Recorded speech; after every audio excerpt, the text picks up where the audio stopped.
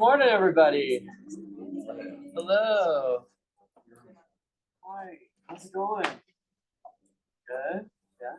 You made it to teacher training. Good job. How are we doing so far on a thumbs up scale?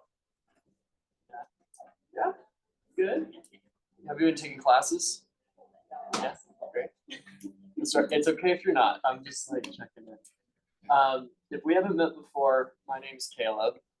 I've been with Cambio for just a little over 4 years now. And I'm really excited to be with you all this morning. I hope to get to know each of you a little bit more. And yeah, I look forward to hanging out with you today. We are here to learn Sun B, if you didn't get that. All right. If you're here for crystals, that's in the other room. Which also sounds fun. I wish I could take you on a field trip. Janine, we're jumping in on crystals today. Okay, so here's what I'm curious for your check-in today. 3 questions, right? You get to expand on this as much or as little as you'd like. How's the program going so far for you? Yeah. As far as sequence is concerned, you've already learned integration. Come on, no, you're fine. You've already learned integration at this point, and then you learned sun salutation A last week, right? So how are you practicing it? Do you have methods yet? Do you have a routine yet built up? If not, like, are you curious about something like that? And then a fun question. If you were a plant, what kind of plant would you be? Yeah, I'll repeat those questions for you, okay? How's the program going so far for you? Sequencing specifically, are you practicing? Would you like guidance on that? How's that going? And if you were a plant, who wants to start? Oh, and please tell me your name and pronouns too. Thank you. Go for it. I'm gonna pass our recording around. This will be real fun.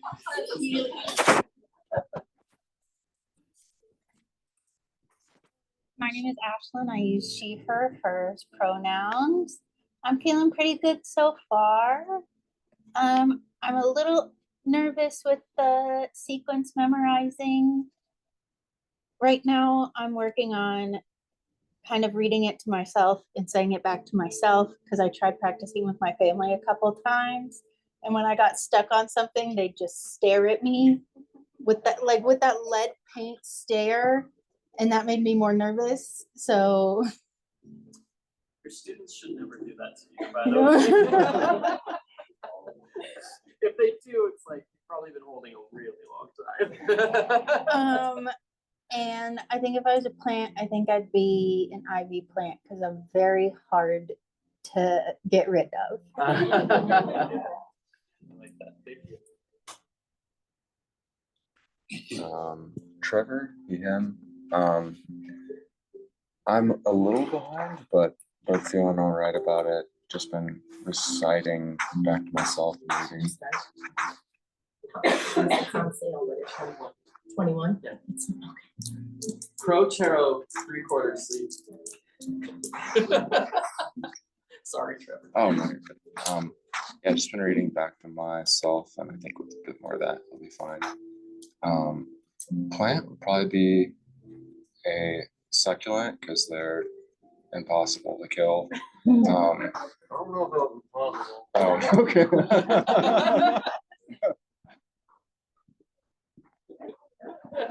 It's really interesting. Yeah.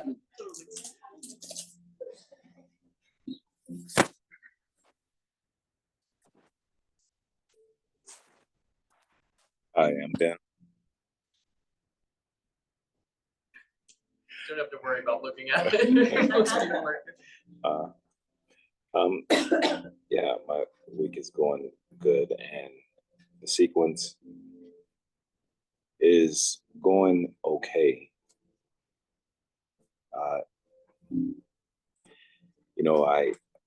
With the cues, I have to kind of like secretly, move my body to kind of understand the cues, because those aren't really by memory. It's more like what I'm doing, and so I have to kind of work on, just maintaining continuity throughout my cues without trying to have to get in the pose secretly in my head. Then I start, I'm like, what's going on here? So, yeah, if I was a plant,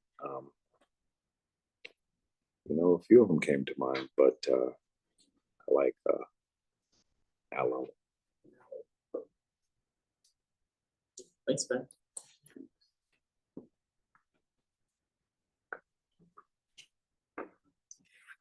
My name is Alexis. I use the pronoun she, her, hers.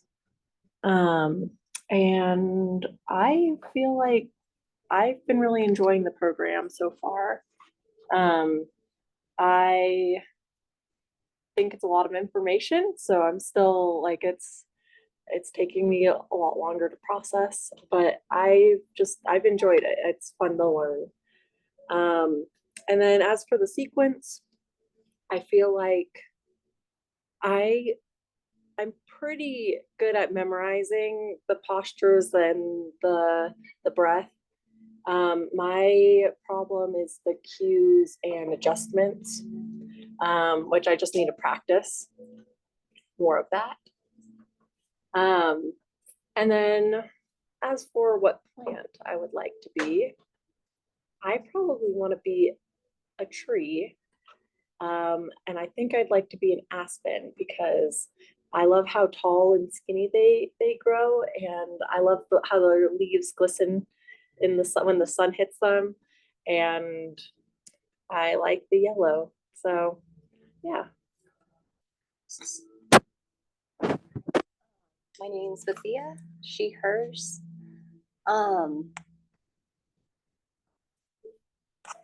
I am really enjoying the program. It's something where the more I do it, the more I want to do it, which is a nice feeling. And just learning a lot of great stuff.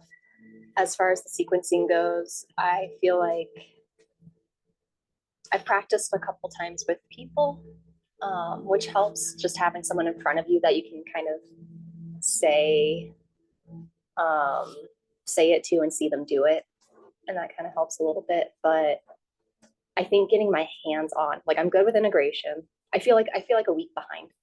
I'm good with integration. I'm getting Sun A, Sun B. I'm like something like that. But remembering to try and adjust people while I say it, I just kind of stare at them while they do it to remember what my flow is. So I took it a different direction. I think if I'm a plant, just like what the plant that describes me is a string of pearls, because it can be killed sometimes and it can thrive in the right conditions, because I have a couple that are doing really, really well. But yeah, got to have it in the right conditions. And it was Bethia or? With a B, B-E-T-H-I. I'm Gabby, she, her. I'm enjoying the program so far. It's been challenging, but really like fun also. And it's been great getting to know you all more and the instructors too.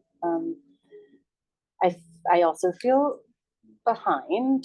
I've just had a lot going on, but I'm looking forward to really starting to engage more with the sequence this week. Like writing it out and repeating it verbally. I think my biggest challenge is incorporating the cueing. But I think just with practice and with time that'll come. And I would be a black dahlia because I think they're beautiful.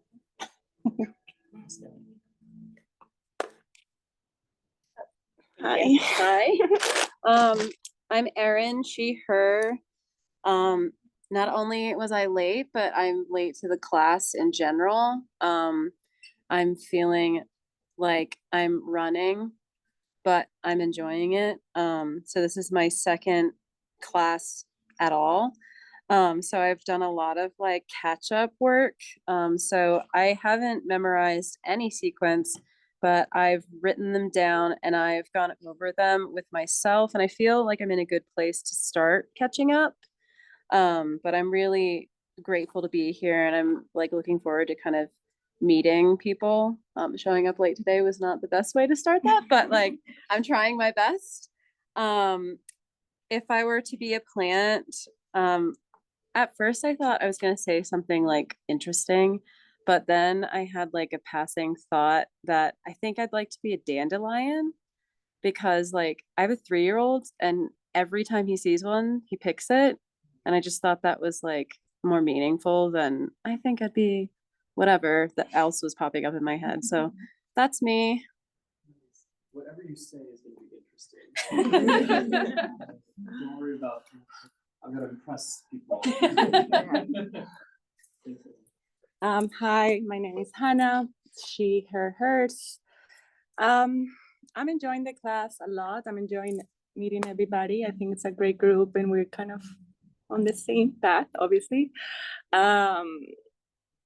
This week I got these cards, and I started integration and writing some A, but I'm also feeling behind because I got to it. I practiced with my husband and he's like, say fingers spread wide, not white. And I'm like, gosh. He's like, that's what I'm hearing. I'm like, it's my accent. So I'm like, going through that. And so for the modifications and the cues, whatever I can pronounce really well, I'm keeping them. So I'm like, 3 cues, that's it. I cannot just give anything else. So that's where I am. For a plant, I have a Birds of Paradise, and I love it because I think it's flamboyant and big. Not that I am like that way, but I'm fun. So it's like, I like that, and it takes a space. So yeah, that's it. Well, I'm Rachel. I use she, her, hers pronouns.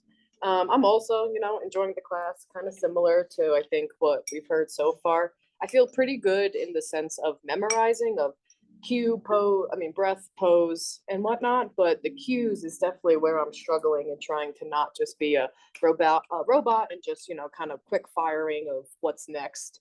So that's definitely where I need to improve or get some practice on. And again, I think writing the script was a great idea, and what I intend to do this weekend to kind of catch up or feel a little bit more fluid in it instead of so rigid. But I think I would be a palm tree. I love the beach. I think they're pretty strong and beautiful, and I also really love coconuts. So Hi, I'm Laura, she, her, hers. I too am enjoying the class.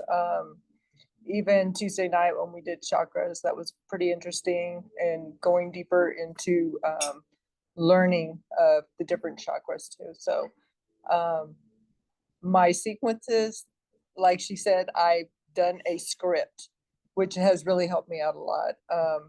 Even though it's, word for word, I think at some point I'm going to be able to put in what I think, should go there too. So, but I do practice every day, and I feel a little bit behind as well, because I realize we have anatomy tomorrow and I haven't done anything yet. So I'm like, oh crap. So that's what I'm going to be doing tonight. As far as a plant, I really like flowers, and so I would be a gardenia because they're so fragrant, and I just love them. Yeah. So there you go. Thank you. I am Karen, she, her, hers, and I'm loving the program. Love it. I do feel a little, maybe a lot of guilt because I haven't given it the time I want to give it. I know I'll get there, but I'm not quite there yet. As far as the sequencing is concerned, I, like most, feel most comfortable with integration.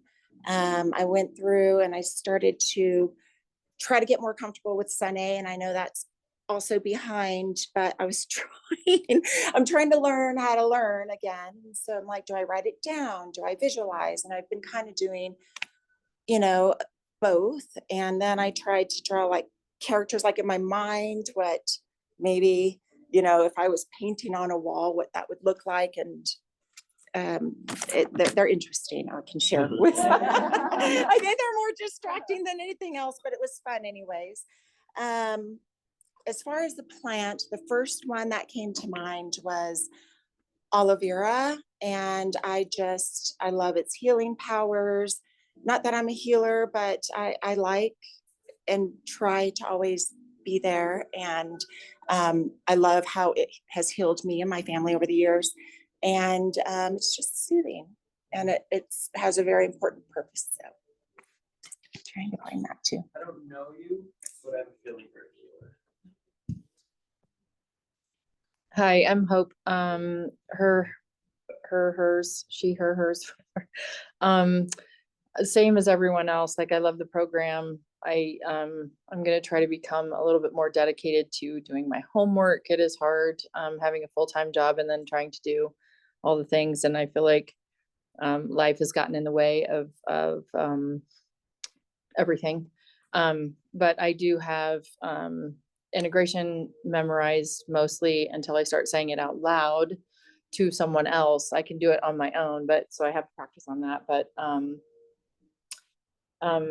yeah, I do feel somewhat guilty coming to class and not being as prepared as maybe someone else sitting next to me, but I'm working on that. As far as the plant goes, my first thought was hydrangea, but then I started thinking about it, and lavender is more like me, for, again, many of the same reasons, right? Like, it's hardy, it's pretty, it smells good, you can use it in your bath, you can eat it, you can do all the things with it. So, and it just kind of like spreads. So, it. Hello, Greg. For the questions, how I feel about the class and plants. And sequence. In general, I feel really good about it. We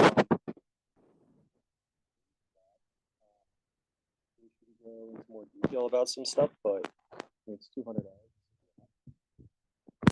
hours.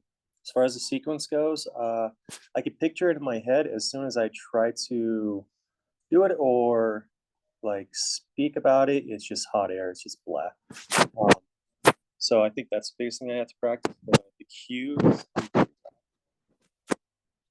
because again I'm picturing it in my head. But I did start making some flashcards. That way I could do something while I do the scroll. Just go back and forth. As far as I gotta say a moss pad, just because moss. Oh, okay. Support the bryophytes. Are we missing anyone? Is this the whole group? Okay. I know you all just met, but cool. All right. Well, for those that I didn't introduce myself to, I'm Caleb. I've been here with Cambio for 4 years. I did my 200 hour in 2020 summer, and I'm really happy to be here with you all. My pronouns are he, they. A little extra about me. Grew up here, born and raised in and around Manitou. I have a husband. We just married at the beginning of September. So yeah, I'm just so grateful to be here with you all. I love Posture Clinic, and I love digging in and nerding out about postures. So for those of you who feel like, oh gosh, I feel so far behind, right? Like, I really sincerely appreciate the vulnerability on your behalf, and I think everybody in here is that, but the guilt that comes along with that, I know will take time to work through, but I just want to affirm the fact that, like, if you're coming in here feeling underprepared, there are at least 12 other people in the room that are wanting to support you and will not judge you for it. Yeah, we've all got life going on at the same time, you know, and a lot of unpredictable things. So try to put that thought of like, no, these people are here to support me. Like, I know I'm cheering on Trevor, right, when I show up. So whatever state that Trevor's at, like, I'm his #1 fan, Yeah, so put that thought in mind first, because I think that's true. Yeah. Trevor, remember, I'm all your number one fan. Okay, cool. How are we doing on time? Great. Oh, we're just on time. Okay, so here's what I would love to do for you all. I'd like to start with a quick review. Yeah. What plant would you be? Oh, my plant. Oh my gosh, thank you. It's Alexis, right? Okay, I'm gonna try and get all your names. Plant would I be? Right now, I'll say a pothos because they just go around everywhere and they're resilient. And those ones you can't kill. Test it. Yeah. Cool. Thank you for reminding me of that. Okay. Here's what I want to do. You'll want your yoga mat. Why don't you guys just start doing like guiding yourself through some stretches and movements? We're gonna do a broad view overview of what you know. I need to run and grab the whiteboard, and then we'll talk through. And then we'll do what's new. Okay. Cool. I'll be right back with that one.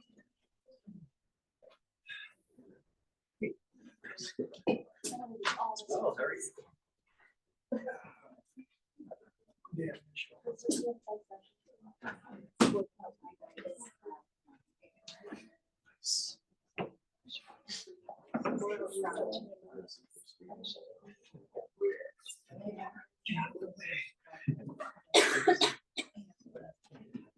There's no trap. And no excuse.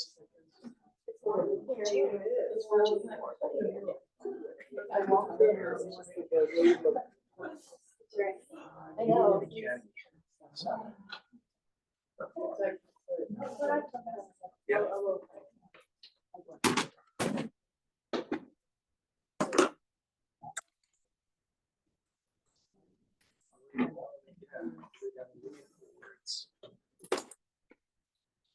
Trees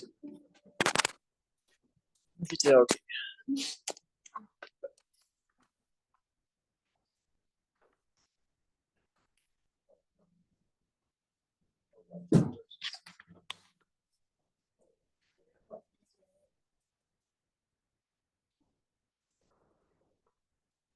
Okay, cool. So if you want to follow along,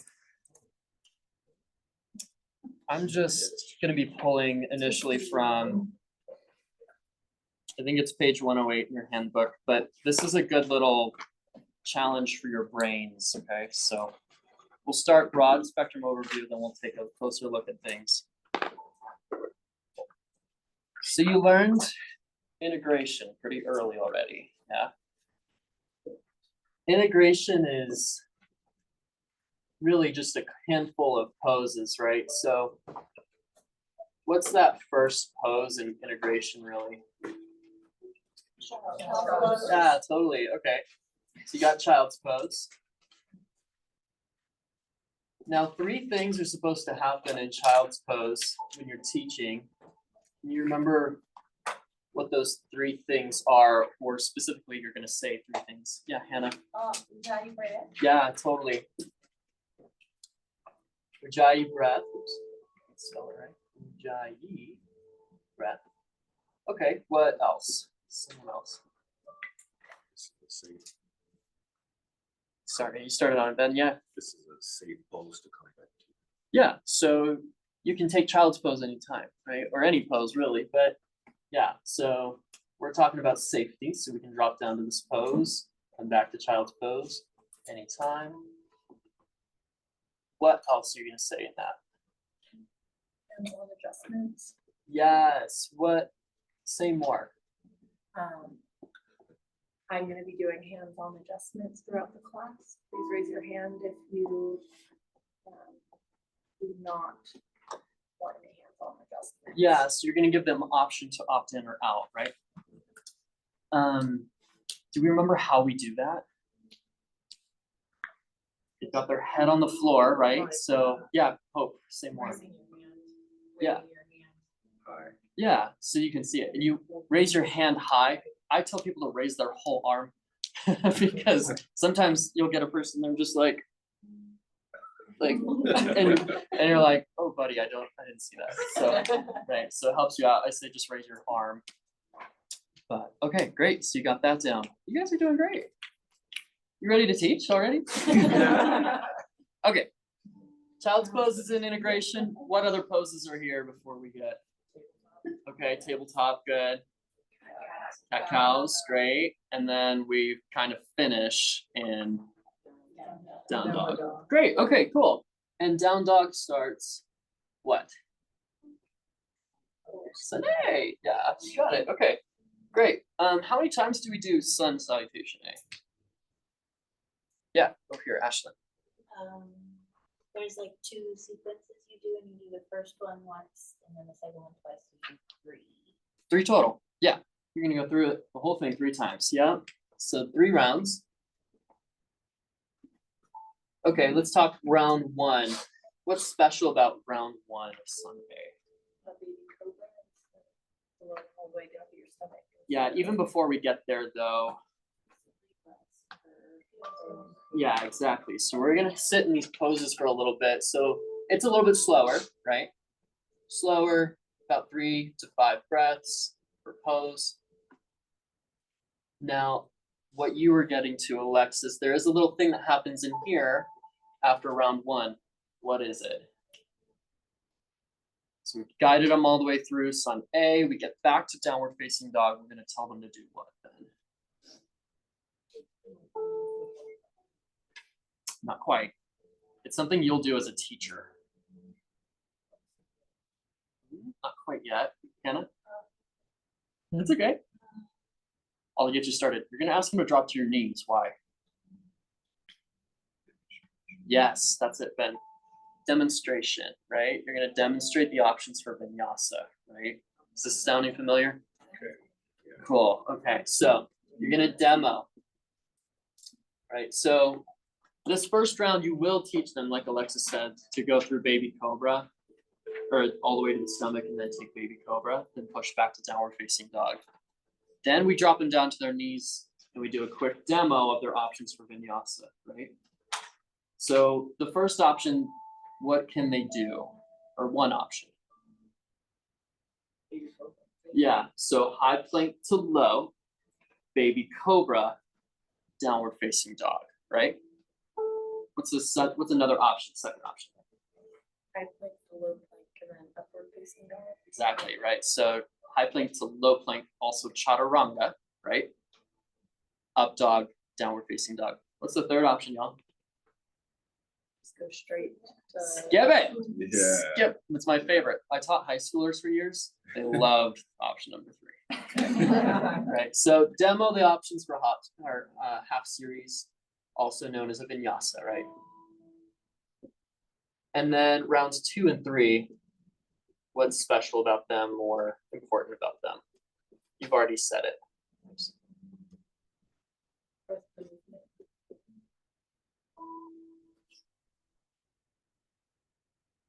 Sorry, so the third option is just skip the chaturanga and go to downward dog. Skip the whole sequence.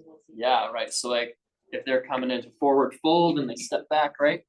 They can just go whoop, right back to down dog. Yeah. A lot of students will do that.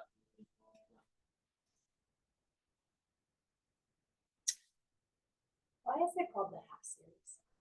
It's inserted in there so that, well, there's a lot of different reasons really. The reason that I subscribe to is that it's kind of a palate cleanser for the body, right? We've done all this intricate movement. We ground ourselves again with something familiar and it just pops us right back, ready for the next sequence. It's half of a Sun A, is where that phrase comes from, I guess. Gotcha. Yeah. Can we consider it a transition? What's that? Is that like a transition sequence? Kind of, right? Like it's kind of pulling us into the next, whatever we're gonna do after. Yeah, so maybe it's a nice transition. Yeah. Okay, so round 2 and 3, y'all. What's significant with these? And how we do them, how we guide them. You have already said it. 1 breath per movement, right?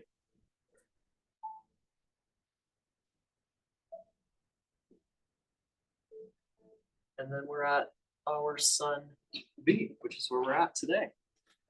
Cool. So I'd love for us to just kind of go through the sequence. One second, Hope. Kind of just go through the sequence by order. Just like sitting here, but if you feel like, hey, I'm a kinesthetic person too, so I like to embody it. So if you feel like on your yoga mat, you want to like take yourself through the movements, then I highly encourage that too. Just be ready when the person next to you is going, okay? Make sense? Yeah, we'll just do a quick little round robin. Yeah. Oh, your question? Can you go back a little bit, because I don't remember, maybe I was sleeping when this was talked about, but the demo part, I don't remember that. Can you tell me where that was? You haven't talked about the demo yet? No. You did learn Sun A, right? Yeah. Okay. I'm like, did I show up to the right day?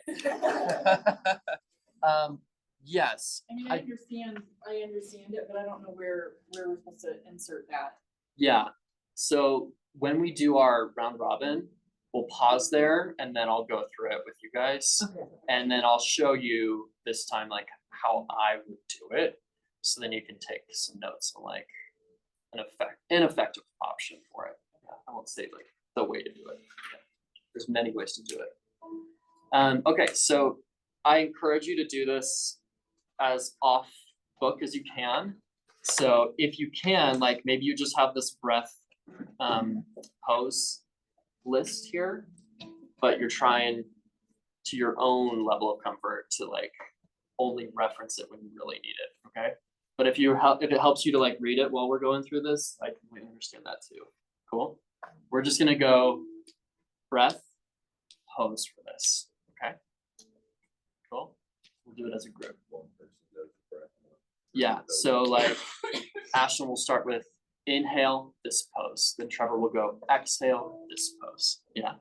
I am gonna include like in child's pose, I'll have one person just practice saying these options. Yeah, and these 3 things you say in child's pose. And then when we get to the demo, I'll demo through and show you how I would do that. Cool? Make sense? Yeah. So we're starting from the beginning of integration. Very start of the class. Yep. Cool. All right. Who would like to go first? Yeah. Okay. That makes it easy for my brain. Okay. Ashley. Child's pose. Begin your Ujjayi breath. You can come to this pose at any point during the practice, or any pose at any point during the practice, for safety or for your own well-being, or just because you want to. And we're going to be offering hands-on adjustments. So raise your arm nice and high and give us a big wave if you prefer not to be touched today. Great. Excellent. Thank you. Okay. Inhale. Yeah. Inhale what? Oh, I thought we were doing, okay. Breath and Tabletop. pose. Yep. Inhale, tabletop. Yeah, you got the breath. That's great. So inhale, tabletop. Great. Then Exhale, cat. exactly. Right. Inhale, cow. Exhale, elk. Yep. Inhale, okay. Yep. Look forward. Yeah. Nice. All the way back to Aaron. Is that right? Exhale into the rack. Mm-hmm. Inhale, roll up the spine. Exhale, mountain pose. Yep. Inhale, exhale. What'd you say? Inhale, extend mountain pose. Yeah, that's it. Thank you. Yep. No, it's okay. Exhale, standing at attention. Mm-hmm. Inhale, extended mountain. Uh-huh. Exhale, forward fold. Inhale, standing halfway lift. Inhale, Is it inhale? Just exhale. Yep. High plank. Yep.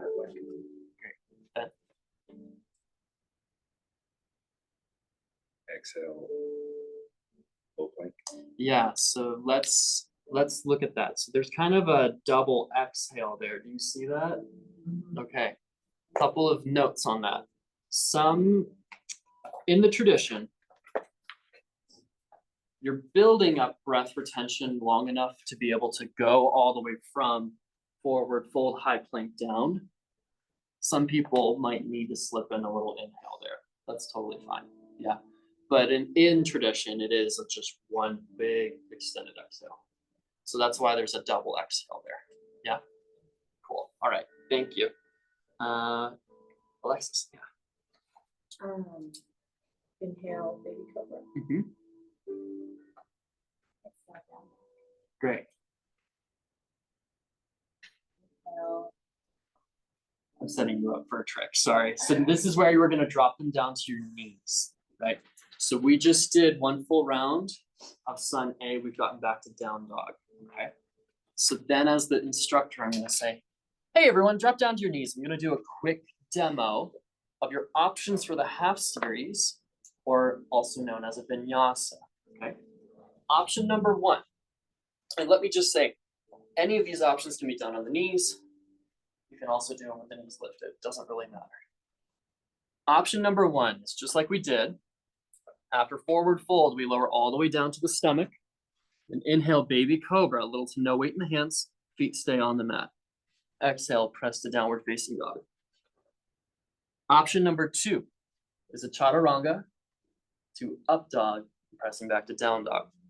When we do our chaturangas, we lower halfway or less. We hug the elbows in, and we keep the core engaged. Then as we inhale, we flip the feet, and press the ground away, lifting into our upward facing dog. Yeah. Exhale, downward facing dog, lift the hips up and back. Third option, and my most favorite, skip it, and just push right back to downward facing dog. And then you'll tell them, meet me in downward facing dog. We're gonna flow one breath per movement now. Yeah. So the end of the first round of Sun. First round, after you've gone slow through it, you've guided them through about 3 to 5 breaths on poses.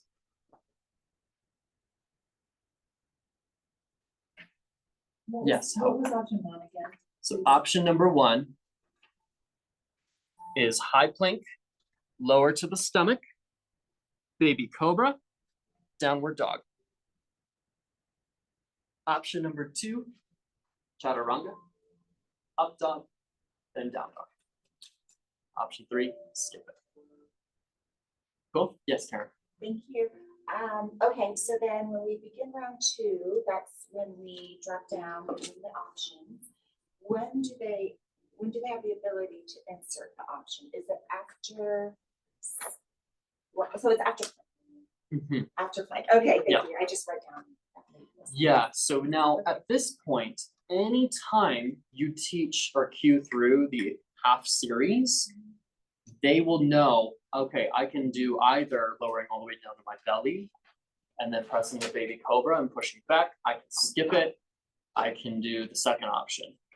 The thing to note though is that as the teacher, you're gonna cue them to do the chaturanga, okay? But your students have been given agency and permission to do whatever they want to at that point. Yeah.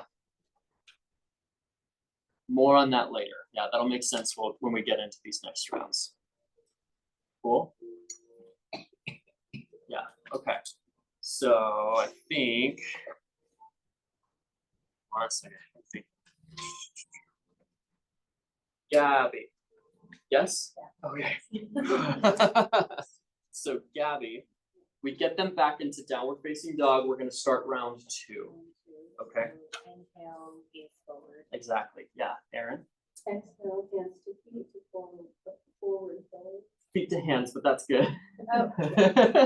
They'll be at the back of the mat if they do hands to feet. Inhale, standing, halfway lift. Uttanasana. Yeah. Ardha Uttanasana. Good. Yeah. Exhale, forward fold. Inhale, extend. Exhale, forward fold. Nice.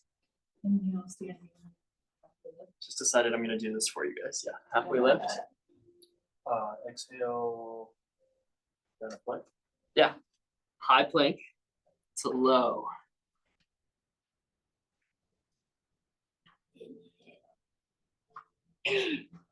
Inhale, upward facing dog. Yep. Forward. your choice of. Just practice cueing through up dog, yeah. So, downward dog. Down dog, great. Okay, that was the end of round 2. Round 3. Inhale, feet to hands. Well, not yet. Oh, excuse me. Inhale, gaze forward. That's it, yep. Exhale, forward fold. Yep. Inhale. Mhm. Exhale. Lower down with the muscle. Not yet. Well, maybe I misunderstood you. Yeah, so I said with the muscle, right? Yeah, forward fold. Yep.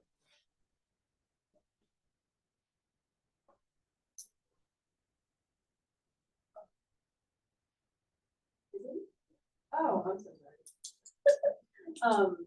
Extended mountain. With what breath? Inhale, sorry. That's okay. I got lost. Inhale, extended mountain. Exhale, forward fold. Nice. Uttanasana. Uttanasana, halfway lift. Exhale, forward fold. Kind of. Standing halfway lift. So we're in halfway lift. So we are gonna forward fold, but you're gonna cue them through the whole thing. Yep, plank. Yep. Exhale, plank. Uh-huh. Inhale, upward facing dog. That's it. Exhale, downward facing dog. Got it. Nice.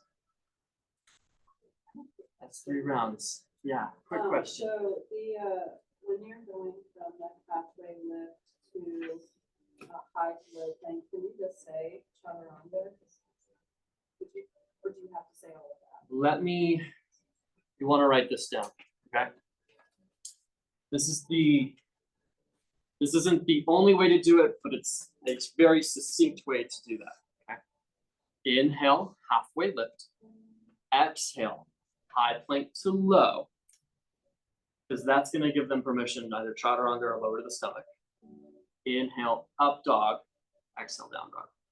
Yeah, so you're cueing there, not necessarily the pose, but the whole transition with the breath. Yeah, so exhale, high plank to low. If you can nail that phrase early, it will serve you so much in the long run. Can Yeah. you say it one more time? Yeah, so this is after inhale, halfway lift. Exhale, high plank to low plank. Inhale, up dog. Exhale, down dog.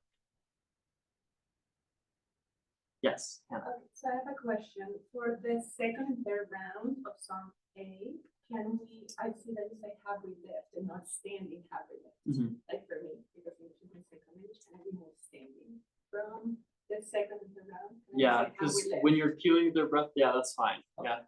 Because you've already established this is standing halfway lift in round 1. So even like a student who might be kind of newish to yoga or practice, they should be able to look around at least or be like, okay, wait, I've been here before. Yeah. But do remember, you're learning to teach practitioners who've come to quite a few yoga classes already. So they're not beginners. Yeah. Beginners is a way different skill set. It's a very different skill set. Cool. Any other questions? No? Okay, great. If they come up, or if you think of something while we're going through this next thing, please, by all means, bless you, bring those up. Now, I'd like to teach you through Sun Salutation B. Okay, so if you need to take a couple minutes to warm yourself up, yeah, maybe you go through a couple Sun A's on your own, then do that for yourself. Let's be ready to go here in like 3 or so minutes. Let's say like 9:47 would be cool. You can use the bathroom, go for it. I know it's a quick break, but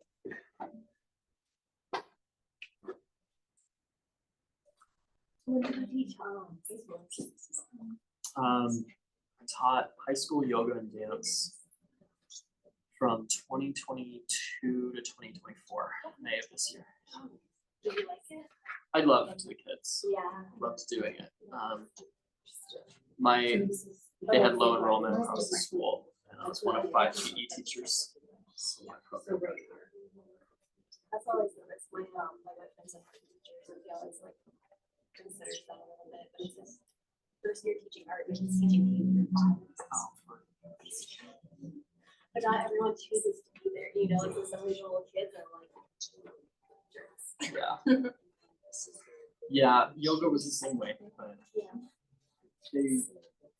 they all got something out of it, which was beautiful.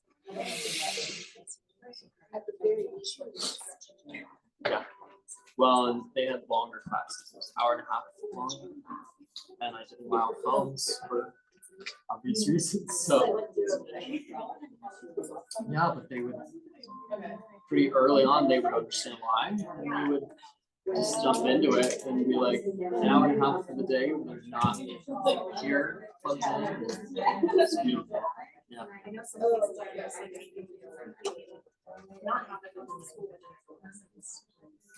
Yeah, I think they've been around long enough for us to see this. Benefits and drawbacks. Yeah.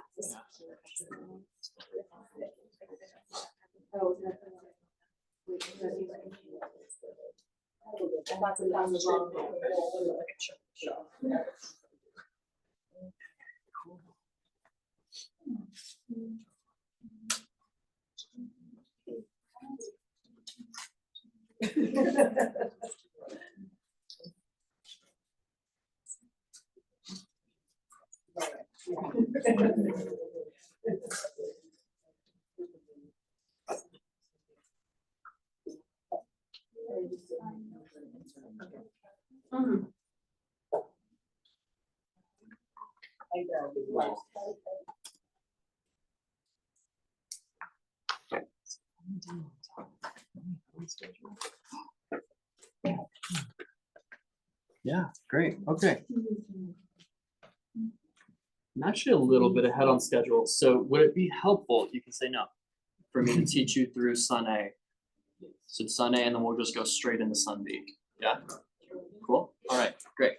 So if you need to modify anything, it's early morning, like I completely understand that too. I usually practice in the evening myself, so my body does different things, so please do whatever you need to do. I'll give you the option to opt out of adjustments for me as well, but I'll be trying to give them to you while I'm teaching. So if they're helpful to receive them for you, just so you can understand what it feels like, that's what I'm here for. Cool. So let's all just start in child's pose, and then I'll get you up into down dog in a moment. Cool.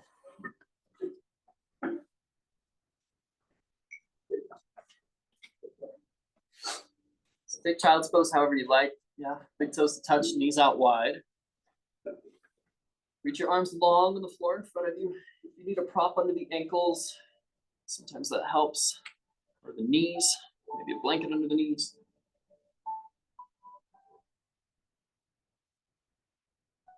Start to transition your breath into Ujjayi Pranayama. Breathe like you're fogging up the yoga mat beneath you.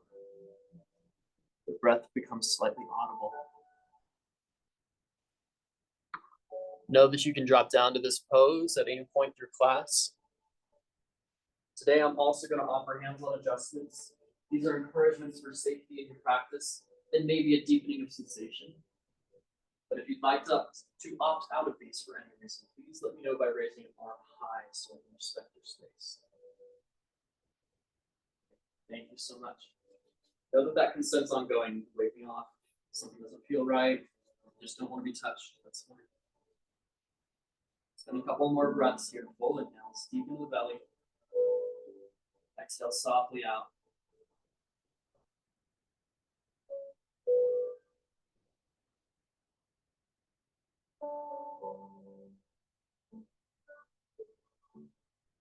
Skips integration also. Just start to press your way into tabletop slowly.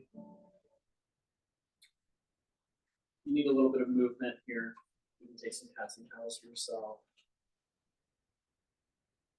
A little bit of sahaj, that's what we call free-form movement, sahaj. And just for the group today, skipping integration, just walk your hands, one hand print forward, tuck the toes and press your hips up and back, down dog, Adho Mukha Svanasana. Spread your fingers wide, dig down into your fingertips. If you want to, pedal out your legs. Looks like bend to the knees, push the heels down. Then think tailbone lengthening towards the ceiling, back long. Breath in.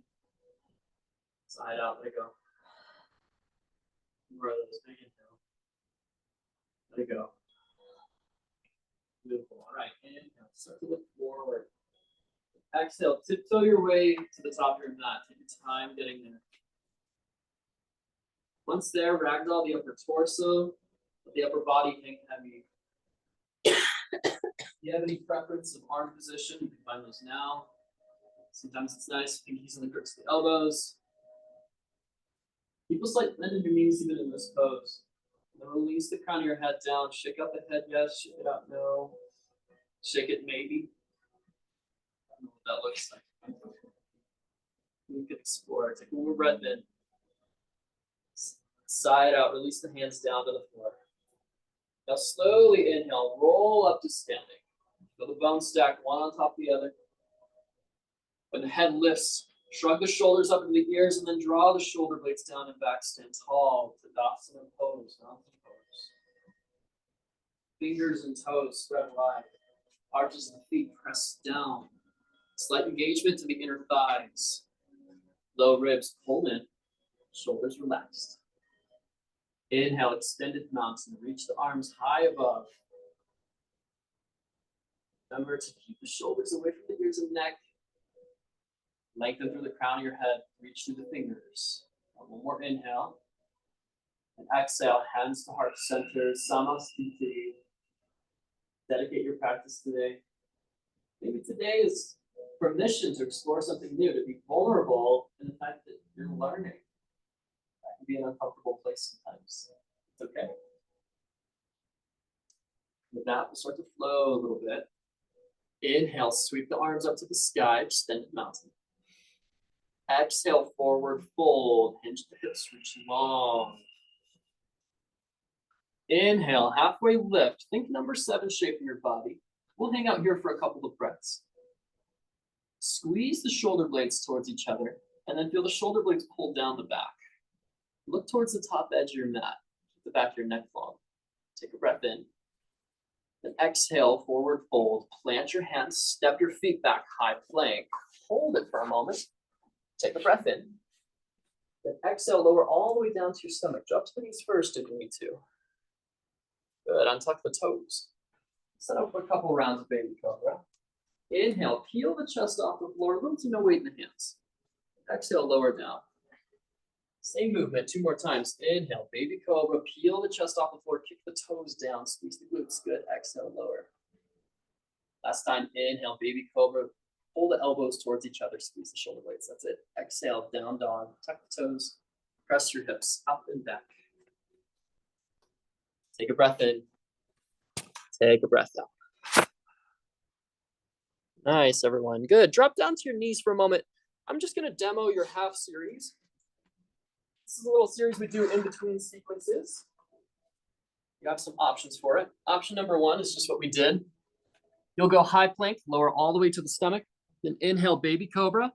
Exhale, downward facing dog, hips up and back. Option number 2. You can do this with the knees lifted, knees on the ground, doesn't matter. Chaturanga. Lower halfway or less. Then inhale. Flip the tops of the feet onto the mat, press into upward facing dog. Shoulders press away from the ears and neck. Spine long. Exhale, down dog. Option number 3. Sit back. Yeah. Let's meet in down dog. We'll flow sun A, 1 breath per movement. Reconnect with the breath. Full inhale. Oh, let it go out of your mouth. Oh, 1 more of those. Big inhale. Side out. Now this time, inhale through the nose.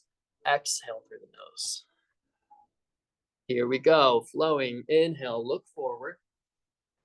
Exhale, forward fold. Inhale, halfway lift. Flat back. Exhale, forward fold. Inhale, rise up, extended mountain. Sweep the arms high into the sky. Exhale, forward fold. Hinge the hips, reach long. Inhale, halfway lift, flat back. Exhale, high plank to low. Inhale, up dog or baby cobra, you side. Exhale, downward facing dog. Take a breath in. Sigh out. One more time. Inhale, look forward. Exhale, forward fold. Inhale, halfway lift. Exhale, forward fold. Inhale, extended mountain, lengthen. Exhale, forward fold, hinge the hips, reach long. Inhale, halfway lift. Exhale, high plank to low. Inhale, up dog, or baby cobra. Exhale, downward facing dog. Take a breath in. Take a breath. It's okay, we're moving to sunbeam now. Inhale, look forward. Exhale, forward fold. Inhale, halfway lift. Exhale, forward. Inhale, yogi chair, Utkatasana. As you set up this chair, feel the weight in your heels. You should be able to lift your toes slightly in this pose. Now your ankles and knees might be hip distance width apart, or they might be touching. Find what makes sense in your own body. Pelvis in a neutral position. If you feel like you're doing a back bend or that the back or low back is arching, just think of your low ribs tucking in, engage the floor. Now the arms can reach up, the hands can be at heart center too. Yeah, doesn't matter. There you go. Take a breath in. Exhale, sink a little bit lower if you'd like. One more inhale. Exhale, forward fold, release. Inhale, halfway lift, flat back. Exhale, high plank to low, step back. Low through your vinyasa. Inhale, up dog. Exhale, down dog. Good, everyone. Meeting in down dog. Inhale, right leg lifts. Three-legged dog. Flex your foot, point the toes down at the floor. And kick through your heel like you're trying to stamp your foot on the back wall. That's it. That doesn't matter how high the heel gets, right? You feel supported or you're pushing the ground away evenly through all fingers. Press the ground away, one more inhale. And exhale, low lunge, step between the hands. If it takes a few movements to get there, then do that, yeah. Take a moment for yourself to surf it out. Shift forward, shift back. In our low lunge, we're setting ourselves up for future poses. So we want the front ankle or your right ankle underneath the right knee. Good, all right. Come back to your low lunge. And inhale, warrior two, Virabhadrasana 2. Spin back, heel flat, parallel to the short edge of your mat. A lunge into the front knee. Point all of your toes on your right foot forward. And then see your big toe beyond your front knee. So you need to adjust the position of the front knee to be able to do that. Do that for yourself.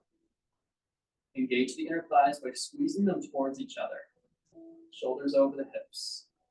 And of course, the eyes, the drishti. See that point of focus beyond the front middle finger. Take a breath in. Exhale, sink a little bit lower into your lunge. Now inhale, reach forward. Exhale, extended side angle. Rest the forearm on the inner thigh, left arm to the ceiling. If you've got a block there, you can place your right hand on the block. That'll give you something to press into. Push evenly through both feet. As you inhale, lengthen through the crown of the head. Exhale, rotate the left ribs open just slightly. Keep the lunge. Inhale, reverse warrior. Back hand to the back thigh. Some might have a half bind, and that's all right too. Just keep little to no weight in your back hand if it is resting on you. Breathe into your right ribs. Good. Try reaching up first before you reach back. Yeah. Take a breath in. Exhale, hands down to the mat, step back. Plank to low. Inhale, up dog or baby cobra. Exhale, downward facing dog. Take a breath in. Let it go. Good, other side. Inhale, left foot lifts. Three-legged dog. Same thing. Flex the foot, point the toes down at the floor. Drop the left hip in line with the right. And push the ground away. Take a breath in. Exhale, step through, low lunge. Circle it out on this side. Forward, shift back. You want to drop the back knee down and work a hop split. Go for it.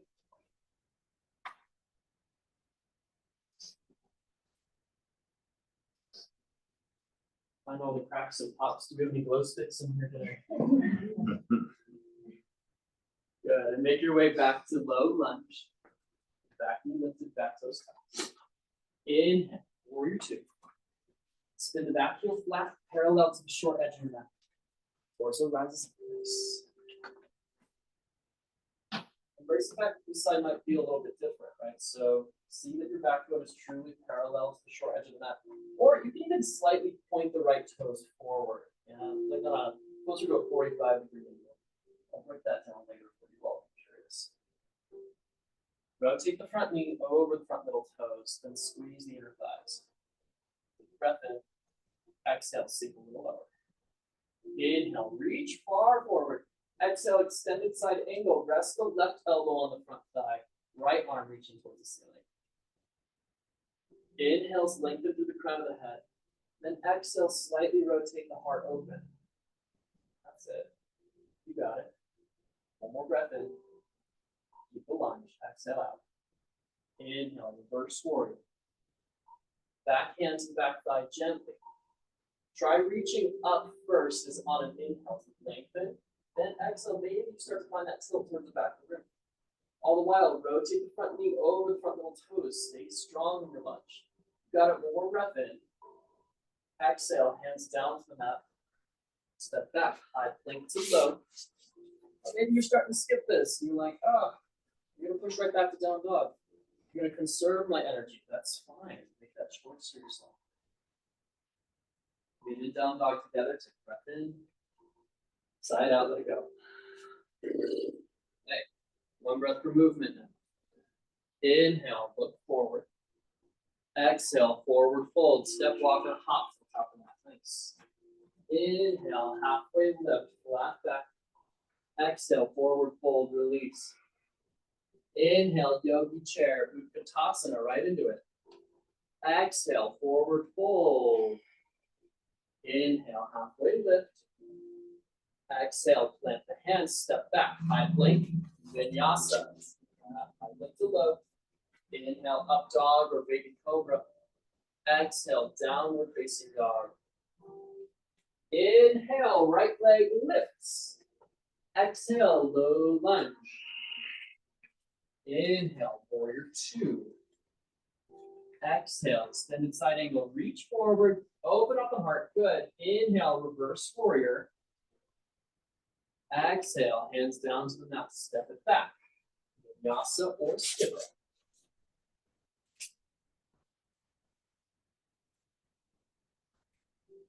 Down dog, other side. Inhale, left leg lifts. Exhale, low lunge. Inhale, warrior two. Exhale, extended side angle. Inhale, reverse warrior. Exhale, hands to the mat, step back. High plank to low. Inhale, up dog or baby cobra. Exhale, downward facing dog. Good pace, everyone, good breathing. Round three. Inhale, right leg lifts. Exhale, low lunge. Inhale, warrior two. Exhale, extended side angle. Inhale, reverse warrior. Exhale, hands down to the mat. Step it back. Inhale, up dog. Exhale, down dog. Finishing it up, you got this. Inhale, left leg lifts. Second dog, exhale, low lunge, step through. Inhale, warrior two. Exhale, extended side angle. Inhale, reverse warrior. Exhale, hands to the mat. Vinyasa. High plank to low. Inhale, up dog. Exhale, downward facing dog. Out and down dog for a moment, gather your breath. Full inhale. Side out, let it go. Awesome, everyone. Drop down to your knees. Grab some water.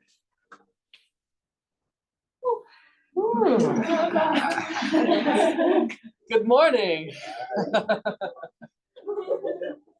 I think our sun salutation worked. It got sunnier somehow. Cool. Helpful?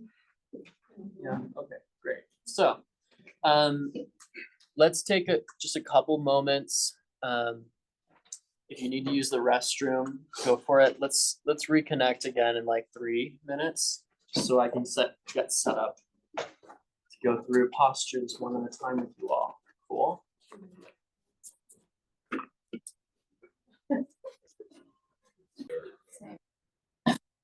That's what I was looking at.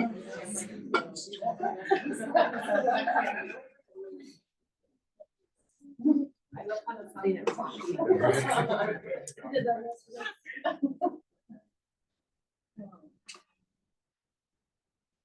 Okay, you guys sound ready. Are there any questions, things that came up from doing it that I can clarify before we jump right in pose by pose? Yeah. I loved how you show us in my evening, because until today, I was just trying to go, I could turn around, I was like trying to go all the way down. Mm-hmm. And then it was always so hard for me to transition from that to upward dog, because I couldn't like move. And now Yeah. like, understanding that it's just 90 degrees, I can do the switching of the feet. Yes, yeah, thank you for saying that, because you'll learn more about this in the whys in anatomy, but a SparkNotes version is if the shoulder dips below the elbow, all the weight is dumped into the shoulder joint. So long term, you're gonna start to stretch out the back of the elbow. You're also gonna do unnecessary stretching at the top of the shoulder. So that can contribute to like a long-term developed yoga injury. And so we get students in here with shoulder injury. So we gotta be mindful of those things. Yeah. I guess it's for myself, but everyone, going back to these questions, I feel a little discomfort in my elbows and down dog. And I'm trying not to walk out joints and things, but I'm just curious if you have anything for that. Yeah. Without using props, something to think about in that pose. This is a question about elbow position and down dog. So myself or Amber will definitely teach this in asana cleanup, so I don't want to go into too much. But you want to think of kind of like, you know how you open a pickle jar or something like that? So your elbow kind of has this rotation ability, right? Where the soft part can point up, but it can also point this way. Yeah. So when you're in down dog, it takes some practice to have the hands down on the floor, but this little rotation position. So for you specifically, and it happens a lot with those of us who have hypermobility in the arms, I'm gonna do a pretty bad down dog, I guess, so that you can see this, trying to face everyone nice. So this is a position that a lot of students get into, and it's probably one that you're trying to fight against. You have to get the practice of rotating the soft part of the elbow forward, like you're opening that pickle jar, and then pressing up and back. That's going to change the position of your scapula and your shoulder blades, or your shoulders in general. Yeah. So, yeah, but it's a really meticulous thing, so we'll break it down later. Okay. Yeah. Some things you can do instead. Try it with hands on blocks in down dog. That hand position sometimes is better. You can also grip the sides of your mat. I'm probably giving you guys more than I should, but you can practice like that too. Okay. Yeah. Cool. Other things related to sequence or stuff I can clarify. Cool. Great. Okay, let's jump into it. If things come up, please let me know. So I think it's still 129 in your manual. So if you're following along, I'm looking at chair pose. Chair pose specifically. Someone confirm for me, is it still 129? Yes. They're always growing this program, so sometimes things shift. So it's good to know. Okay, what I'd love to do for this, just so that I'm not the only one speaking the whole time, I'll just ask for some folks to read out so that you're hearing from each other too. Okay, chair pose. Utkatasana. Try saying that. Utkatasana. Utkatasana. Yeah, Utkatasana. Can someone read the cues nice and loud? Feet and knees together or feet and knees hip width. Weight in the heels. Sit hips back and down. Arms lifted overhead. Shoulders soften. Activate fingers. Shoot lasers. Yeah, shooting lasers out your fingers. Right? Yeah. Great. Thank you so much, Laura. Okay, will someone read modifications or the adjustments? Sorry, adjustments for us. Bless you. Lengthen torso or drop tailbone or extend arms. I'll show what that means there in a second. And then modifications. Sit down less. Hands at heart center. Feet hip distance. Great. Do those modifications make sense for folks? Sit down less, like sit down lower, right? No, like bend in the knees less. Yeah. So if I've got like maybe a knee injury that I'm taking care of, I might not go super far, but just enough so that I still get a little bit of leg engagement. Yeah. Yeah. Cool. And then hands on heart center, top, feet hip width distance. So this is an anatomical thing, right? So the reason that we cue through it is for my body specifically, my more or less, my femur bone will come straight down from my hip anatomically. However, in a lot of bodies that practice yoga, those of us with wider hips, in order to put my ankles and knees together, I'm going to create an angle, right? That's going to put unnecessary pressure on the inside of the knee. So if you think you have that, do you mind showing what that might look like? It's usually our female identifying bodies. Yes. Yeah. Okay. So, oops, I'm gonna knock over everything. Like you can see. Yeah. So in order for Karen's knees to be touching, you see that by looking on the outside edges of her figure, right by the hips and the femur all the way down to the knee, try sitting down in the chair pose just lightly. You see how there's an angle going in from the hip inward towards the knees? Yeah, so that's all that's particularly focused on. Yeah, cool.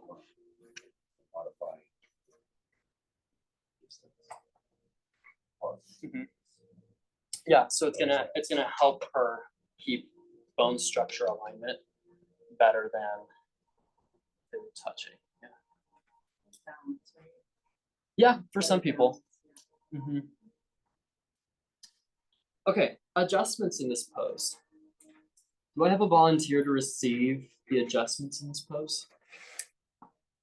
Okay, cool. Do you want me to come to you or do you want to come up here? Okay, that's helpful. Thank you. Cool. Okay, so somebody read out those adjustments again. Lengthen torso.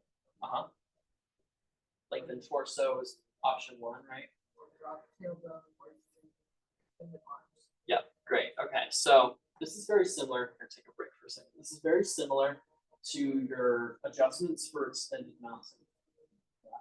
So when I come into this, though, I need to be ready that if I adjust Ashley into a position, that catch her. That's worst case scenario, right?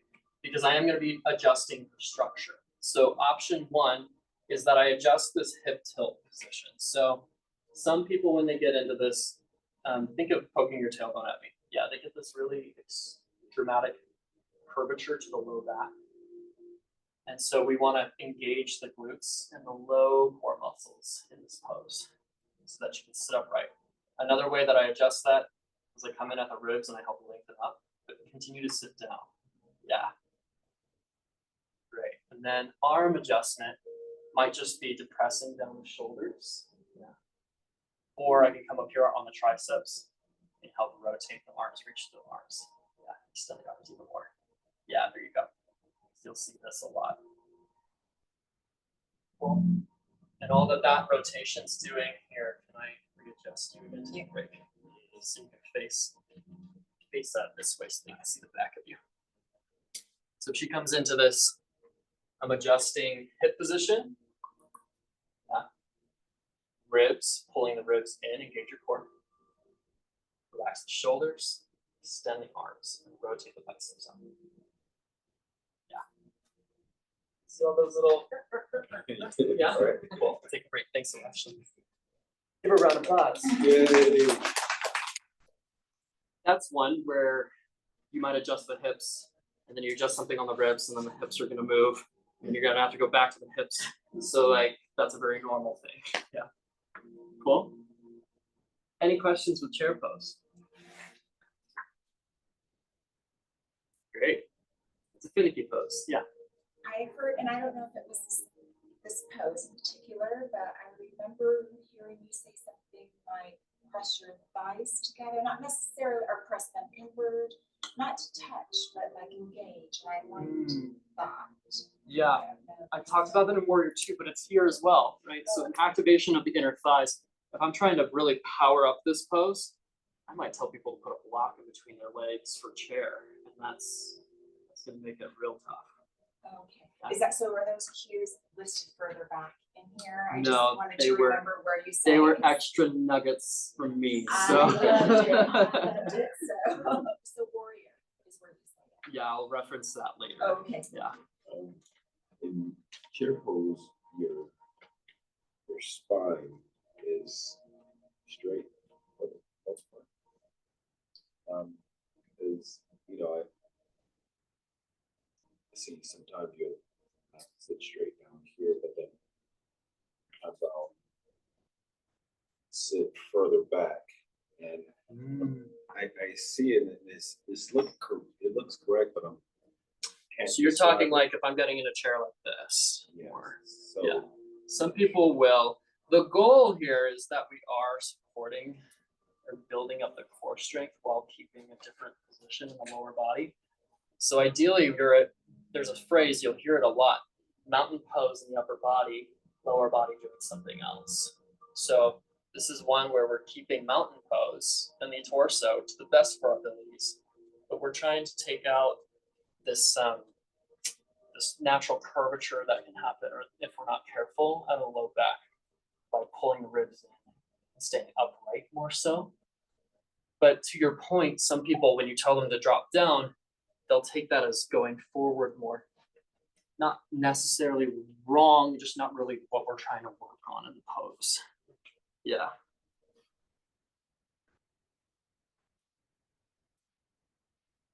That was like a maybe question. Yeah, maybe, because just piggybacking for what you're saying, one of the cues is not drop your tailbone, it's the adjustment, but shouldn't that be a cue as well? Like, or that's like the abnormality. So people just like do that and then. Let's see. You're referencing which cue? Like on chair pose. Oh, to drop the tailbone for it's not adjustment. a cue, it's an adjustment, so we never say that. You or- wouldn't say that because the other extreme is, try and show it on mine first, which is a position that we find ourselves in a lot, right? Like we're sitting on the computer. This is like shrimp on a computer pose, right? So like we don't cue them to do that because we want people, especially in yoga, so often our clients come in doing this all the time. So we want it to be supported. But we don't want the extreme the other direction either. So that's why you adjust it, not say it. Yeah. Yeah, good clarification. Cool. Okay, great. Shall we move on? 1:30. This is three-legged down dog. You say that, three-legged down dog. And a big, big Sanskrit word, all right? We'll break it down one at a time. Let's just repeat each one after me. Eka, Pada, Adho, Mukha, Svanasana. That means one-footed or one-legged downward facing dog. Okay, so, but we would cue a three-legged down dog. The Sanskrit, if somebody knows the Sanskrit, they might do us completely. So three-legged down dog, that's fine. Yeah. Someone read nice and loud the cues. It's even, square, plus toes, imagine keeping the ball behind you. Yeah. Adjustments.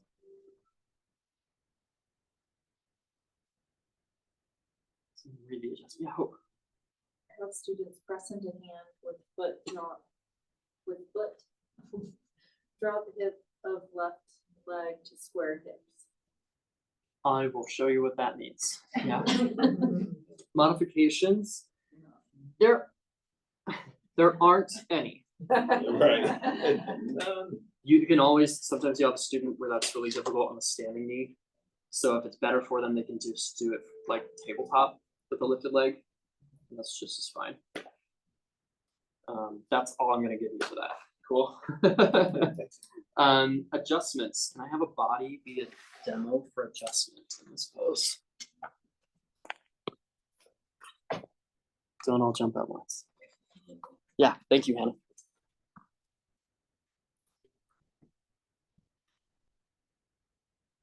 Okay, cool. So, to start in your down dog, I'm actually going to show you guys an alignment thing for down dog. Do me a favor, Hannah. Start in your high plank. Without moving your hands or feet, just push your hips up and back. Down dog. Yeah, you're going to feel wider. Yes. Yep. Always. For future reference, this is the shape that you want to be working for down dog. You should be able to go from high plank to down dog without having to move your hands or feet. So you'll see this a lot. Sorry, this is gonna be really hard for you now. Okay, keep pushing down your fingers. Now, Hannah's gonna lift her right leg. Three-legged dog, nice. Okay, do you see how you can see the top of her left hip here and then the right hip's down here? That's one thing that this adjustment's trying to help with. The other thing is also just with the kickback. So push into my hand. Push, push, push. Yeah, there you go. Now, I can adjust this hip in one of two ways. Well, option number A. Sorry, I'm sliding. That's okay. Option number A is I bring it right to the hip bone and I help to lower it down, but I still keep her kicking this heel. Good. Drop down, take a break. That's okay. Yeah. Like that for me. So I'm connecting the heel of her foot to this inside part of my palm, this natural indentation there. I don't want to grab the arch of her foot because if I don't get enough pressure immediately, I'm going to give her a nice little tickle, and that's not pleasant when you're doing yoga, right? So when I connect with the hip bone that's lifted, I'm trying to find this little point. You can feel it on yourself. There's a little point in the back of the hips. Yeah, that slightly protrudes. You're trying to connect that with the inside of your palm. Yeah. Cool. Same thing. Can we do the left leg this time? Yeah. Push down your fingertips. I've got a difficult mat, intentionally. All right, left leg lifts. Flex your foot, point the toes down. I can adjust, watch this. I can adjust her hip without touching it. Right. Yeah, keep kicking my foot, or kicking your foot in my hand. Okay.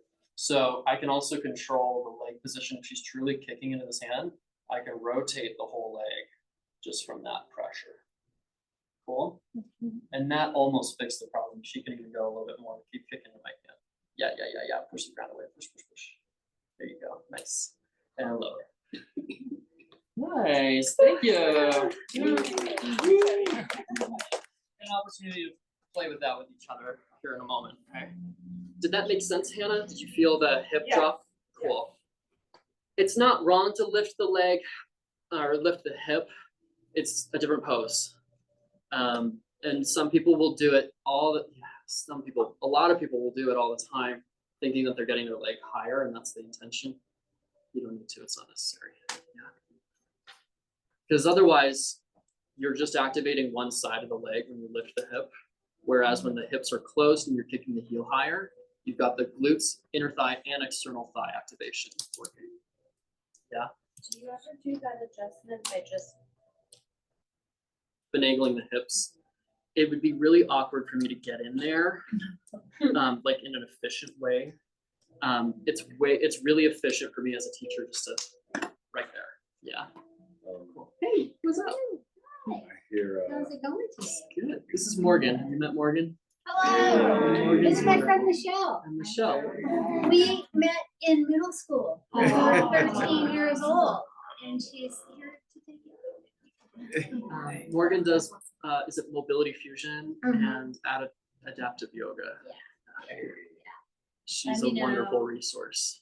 Yeah, I'm happy to talk your ear off about all of it, so just let me know. And if anyone's interested in adaptive yoga internship, working with people with disabilities, I'm your person, Kayla can let you know, my cards are out front, all that good stuff, so, yeah, we need you. That's my pitch. for today. Thank you, Morgan. Yeah. Yeah. So with the, right here, a Q1 down dog, that refers to what kind of level you bring your leg up to. It says, kick your foot straight back, like you're bringing Mhm. or something to that effect. And so, because sometimes I would try to put my leg up, but then I hear that now, even it out to kick straight, like I'm doing, Yeah. the kick. And so helps me understand how level sometimes I can tell. Yeah. when my stuff is level. It's like this. This wasn't a question, right? It was just a Or a comment reflection. Yeah, okay, good. Referring to the three-legged down dog, and how to either tell or how to cue the leg, how far the leg should be up or Yeah, in this pose, thank you for saying that. Height of the leg for me as a teacher really doesn't matter. Because I'm more interested, can you get the activation of both sides of the leg and your glute so that your upper body isn't doing all the work, or that you're not like trying to compensate and fall into this bad habit of opening up the leg, thinking that that's the shape that we're getting. But to your point, Ben, so when people stamp on the back wall, helps get that activation through the whole leg, and then they can isometrically kick the heel higher. Okay. Yeah. So yeah, I see what you're saying. Yeah. Did you all see that? Yeah. I just didn't know how to understand that too. Yeah. So the action of kicking to the back wall puts the energy through the whole leg first, and it's activated. Then they can start to kick up. But when they start to open the hip, it's a different thing. Yeah. Cool. Can we move on, or do we have other questions with this one? Okay. If anything comes up, let me know. Let's move on. 131. Lunge. Lunge. Lunge. Anjaneyasana. Anjaneyasana.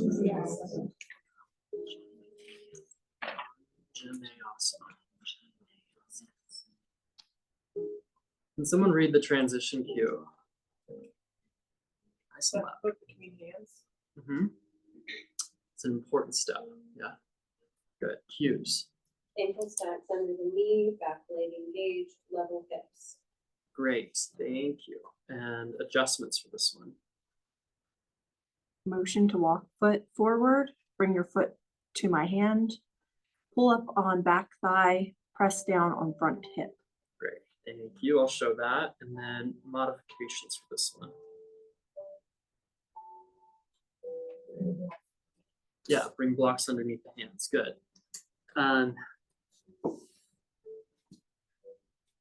Know yourself, but if you know this about yourself, who's got some short arms? Anyone? So like sitting, can you touch the floor with your hands?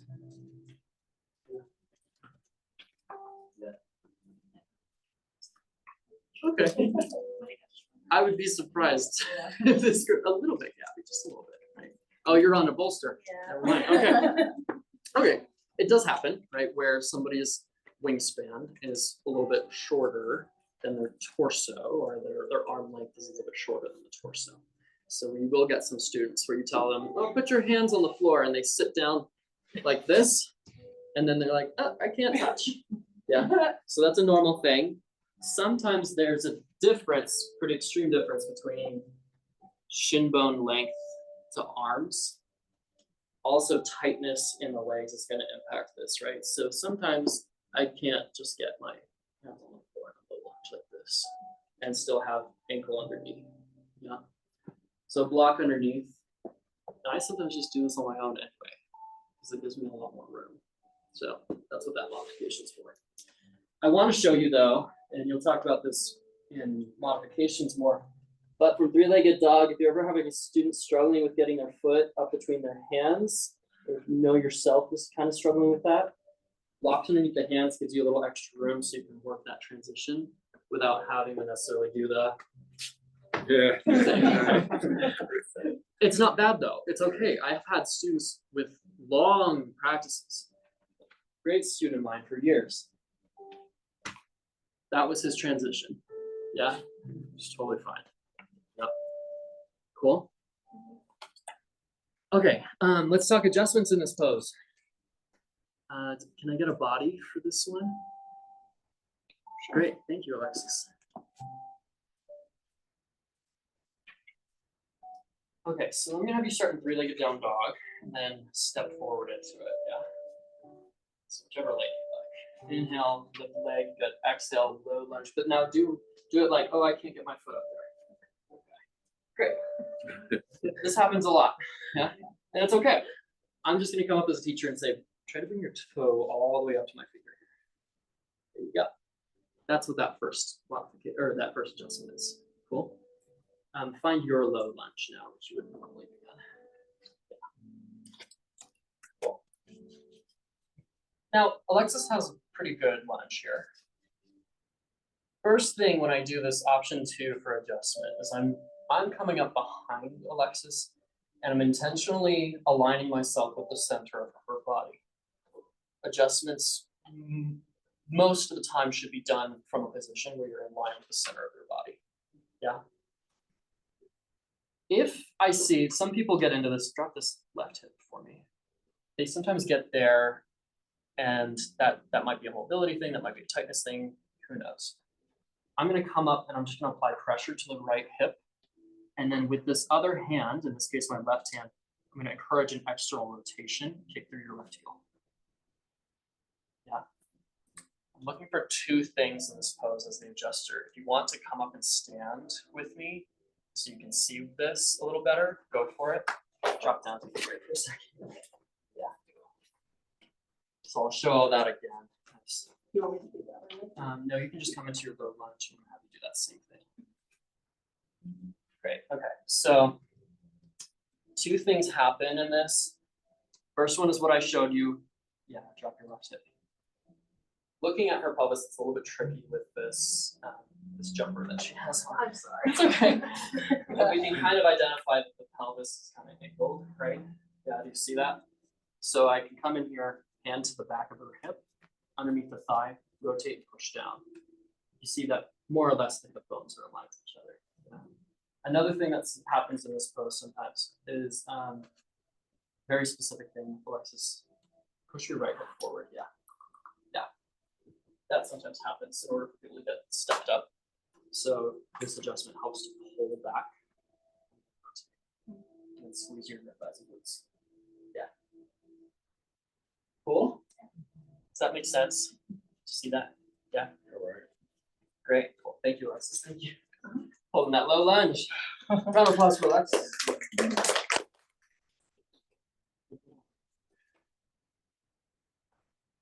questions on lunge, on Vinyasa? I want a lesson where I'm just adjusted the entire time. You can do that. You can pay people to do that. You can pay me to do that. Okay. I like it. Yeah. I had to like rewrite all my notes and stuff, so I kind of have it a little fresher in my mind. On some of the poses, our instructors would just also be like, why are we doing this? Like, what is this pose for? Is it for strengthening this, that, and the other? Mhm. Could you throw that out there a little too, maybe? So for why we do this pose. Or just in general, Yeah. So low lunge, we'll talk about this a lot later, Yeah. but a lot of these poses that are in Sun A, Sun B, we call blueprint poses because aspects of them appear in a lot or nearly all postures in a Vinyasa form class, right? So some foreshadowing. Right, I was gonna say, maybe I'm going ahead. Yeah, this shape appears here, right? Aspects of this shape came from chair pose, right? So they're all building up in a fundamental way. Aspects of low lunge are still in goddess, right? Warrior 2, right? So they build up. Yeah, so it's all in preparation. It's both strengthening, both stretching out. Yeah, good question. Other questions on low lunge? Cool. What time are we at? 10:40. Oh, great. Well, do you feel like teaching? Just this little part of it? Okay, so I'm thinking, do we have an odd number? We do, okay. I'd like to break you into pairs-ish. I'm willing to be an extra body, or we can make a group of 3. That's totally fine. You'll teach from the end of Sun A through chair, 3-legged down dog to low lunge, whichever leg. But just so you get the words in your mouth and you can taste them a little bit. Yeah. Also spend a little bit of time adjusting each other and just playing with the adjustments. I'm here to help, so please wave me over if you're like, oh, where do I touch? What's it supposed to feel like? What's it supposed to look like? I'm here for that, okay? Sound good? Can we, let's see what time, 10:40, okay, cool. Can we spend like 8 minutes a person on this? Yeah, so we would meet, I know it's a weird number. Let's meet back at like 56. And then we'll take a little ish break and then jump into the end of the sequence. Cool. Sound good? You get out at 1 today, right? Good. Okay, great. We are on track then. So, does anybody feel like, hey, I really want to partner with Caleb on this? That's okay. It's up to you. Yeah. Okay, great. So I'll be your partner. Alexis will teach me. And then find a buddy to work with. Yeah.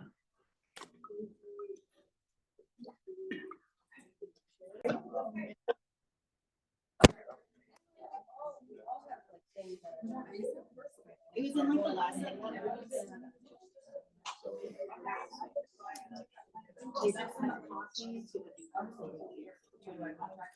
Okie dokie, let's group up.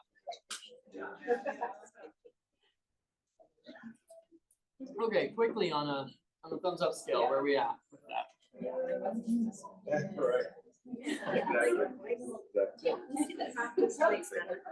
Great. Yeah, good, okay. Wherever you're at, it's totally fine. This is brand new in many ways, so. Just a quick thing while I'm talking about just stuff that I noticed across the board. You probably heard it at this point, but repetition is really helpful. When we adjust, get in the habit of kind of doing this shape with your hands. So it's kind of like you're extending your fingers, and some people's it might be more dramatic or otherwise. But we use the palm of the hand to indicate direction.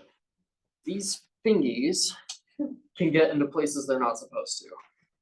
So when we start seeing this or doing this, it's gonna probably feel really uncomfortable to the student. B, it's gonna feel more forceful. And C, the palm of the hand can basically do whatever you need it to do with more effectiveness anyway. Yeah. So as much to your ability when we're practicing adjustments, and if you need me to show you, I'm happy to, but use the palm of your hand and things. There are adjustments where you use the fingers and the digits mostly. It's mostly energetic stuff, like give somebody a little rub down on their neck or something. But yeah, it's the best you're going to use these guys. Cool. Anything else come up that would be helpful for the group? Even if it's a question where you're like, this might be just me, but it might be helpful for everyone to hear it.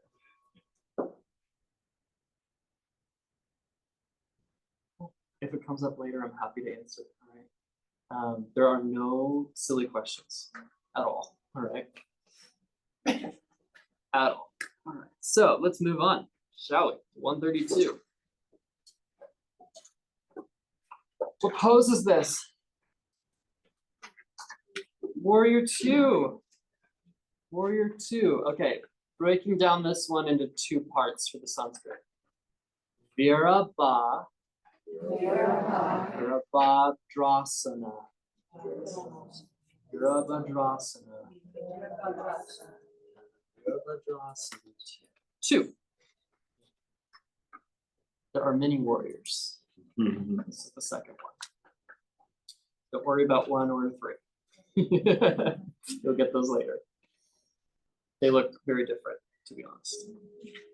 Okay, somebody read out transition cues for me. Spin the back heel down.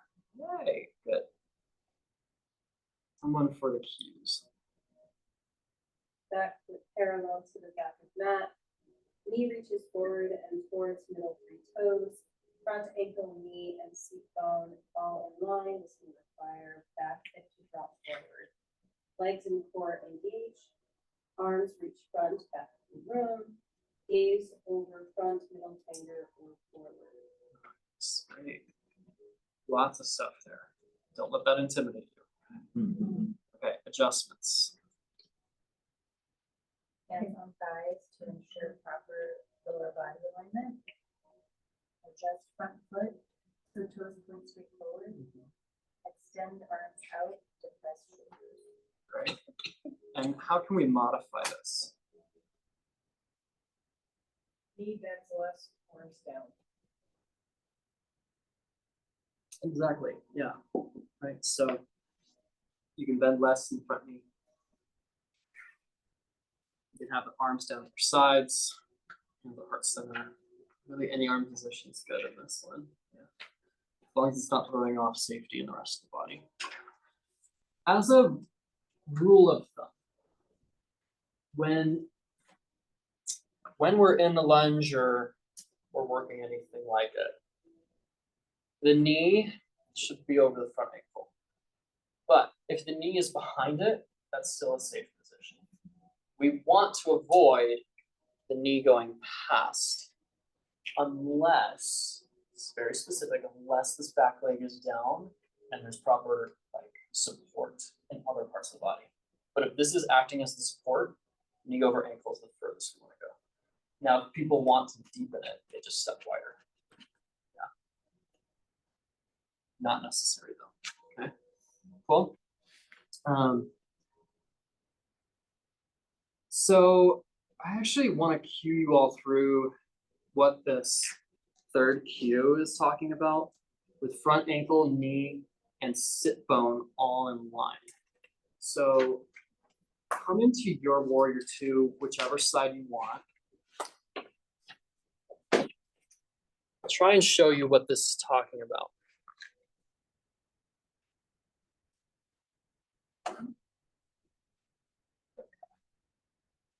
Yeah, if you do it with your right foot forward, I'll be able to mirror you better, but it doesn't matter which way. Now, some people, when they get into this pose, take a look at my body real quick. The hips kind of do this little cheat out thing. Yeah. So in this pose, notice what happens when that happens. The hips way out back here, the knee probably dumped in. Yeah. So there's a lot of things going on with that. In alignment, we want middle toes to knee alignment. So stacked right over the ankle with that still in mind. Now that still might cause this back glute and hip to pop out or cheat out a little bit. So what you're gonna do instead, everybody bring, if you're mirroring me, bring your left hand to the back hip. Your right hand, I'm gonna ask you to touch your butt, I'm sorry. Touch your right butt cheek, try to find your sit bone back there. Slightly, you're gonna press the left hip forward and pull the right butt bone back. Yeah. So now, if I were to kind of, I don't know, like split you down just so that you could see the leg position, you would have the sit bone in line with the knee. In other words, this knee should be straight in front of you. Exactly. The reason that that tuck or that opening happens is because people think or are told that the hips have to be open and parallel to the side of the room. Not true. Not true. Okay. In fact, very almost anatomically impossible. Yeah. So yeah, there's a slight twist in the body in this pose. Yeah. Are you kind of noticing that? Yeah. Your pelvis is slightly twisted. So when we open in a warrior two, we actually, in order to get the arms parallel or totally forward and back, we do have to kind of twist in the spine. So then you want their hips set, because I thought that was like getting the hips set, but it's just that you want them. So as a dancer for years, my hip bones can almost, and I'm probably the most extreme you'll see, just not trying to toot my horn, but it was after years of conditioning, that I can almost become parallel, but I'm still like an inch difference, where if I force it, my knee just went. Yeah. It's not anatomically possible in this pose. Yeah. Unless they have some other hip structure that we don't have. Yeah. Where the top of the hip bone isn't bumping into the top of the femur in this. Yeah. Hips should almost be like 45 degrees. I wouldn't even give it a number because it's going to be different. It's angled. Yeah, it's just going to be a slight angle. So never really are you going to see parallel hips pointing at the side of the room. There's always going to be just a slight cheat of the hips on an angle. Those of us who feel like, oh, I'm getting a little bit of knee pain right here, or I'm getting pain in my low back if I hold this position too long, that might be where it's starting. Yeah, that makes sense. Kind of. We'll revisit that again. Yeah. Are you meant to feel like it in your inner thigh and in your bum?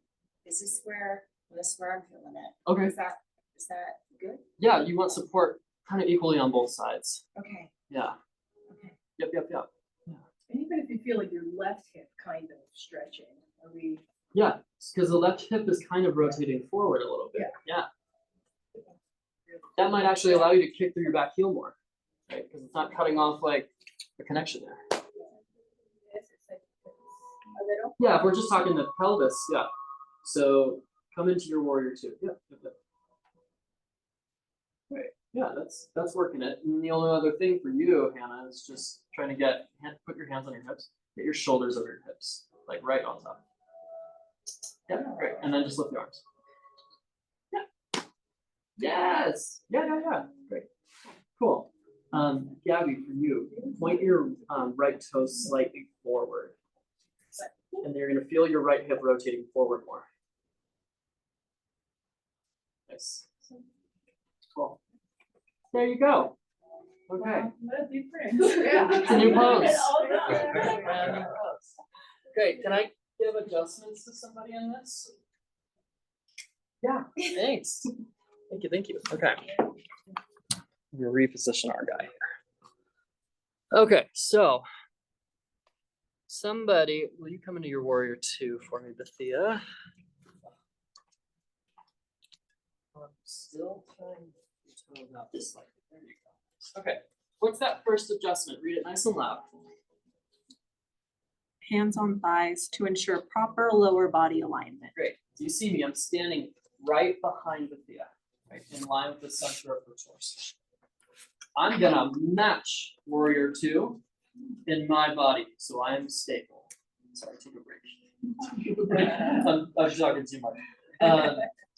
I'm matching warrior 2. If that's not safe for you while you're getting the adjustments, then just take a really stable stance, maybe like a slight squat, right? So you're ready to catch the body. That's worst case scenario. That doesn't happen very often. Okay, now coming to warrior 2. Hands to the thighs, to the press down. Notice I'm pushing with my palms. I'm just giving it a little downward and away pressure. Down and away. Second one. What's that? It's adjust front foot so toes yes. point straight forward. Yeah, so sometimes you'll see the toes pointing in. That happens a lot. So you'll indicate to rotate the toes out, and then you can kind of control, even from that thigh position, the rotation of her front knee. Cool. Last one. Stand, arms out, deep breath, shoulder. Do we really have to say deep breath, shoulders? Yeah. Deep breath. You wouldn't be saying this, you'd be doing it. Oh, sorry. Yeah. So 2 things. I can tell the Thea push down slightly like this. That's how it extended a little bit. So when she pushes down, I'm meeting her pressure and kind of just giving it a little pressure out of the way. The other thing you can do is just give a nice little spin. Good. Nice. It's a hard pose. Nice. Did you see all that? Yeah. Great. Great. Good job with you. Thank you. It'll be Cricket Online. Sorry if you have to go back and watch this again. Cool.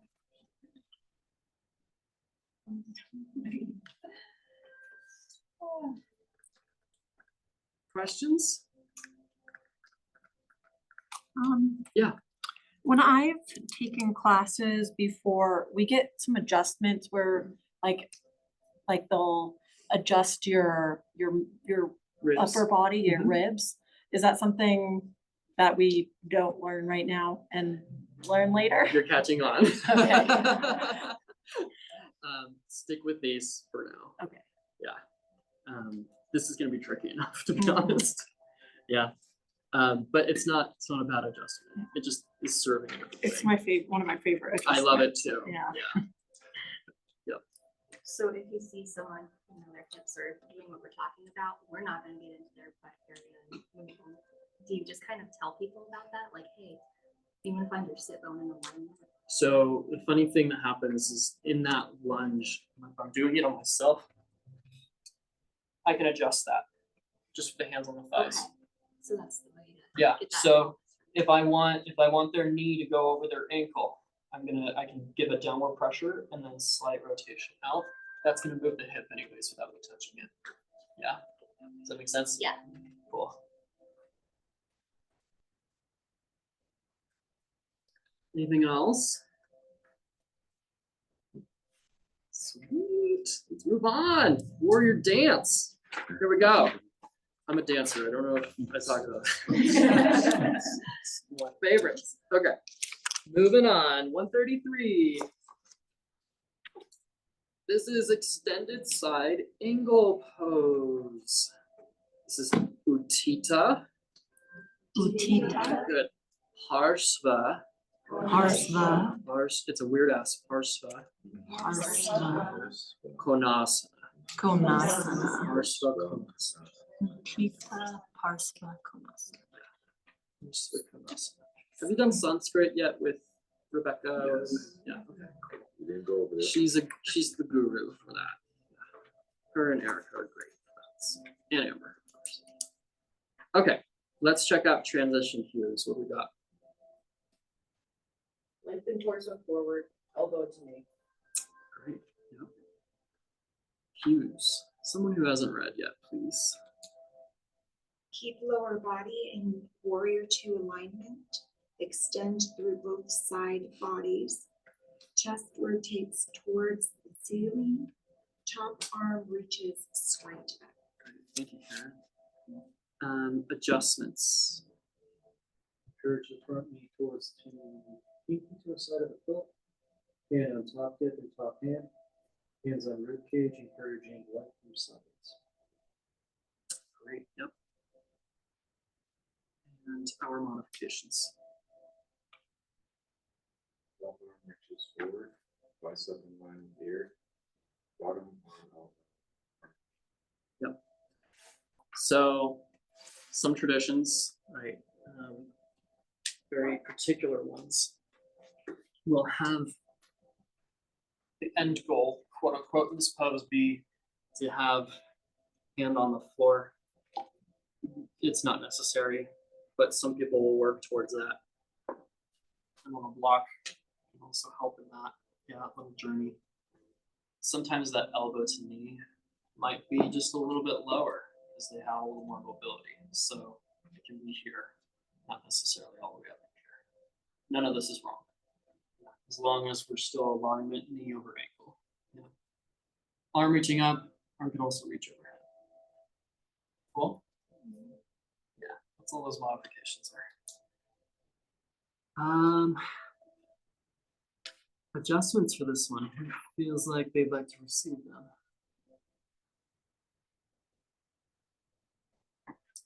Yeah, great. Thank you, Gabby.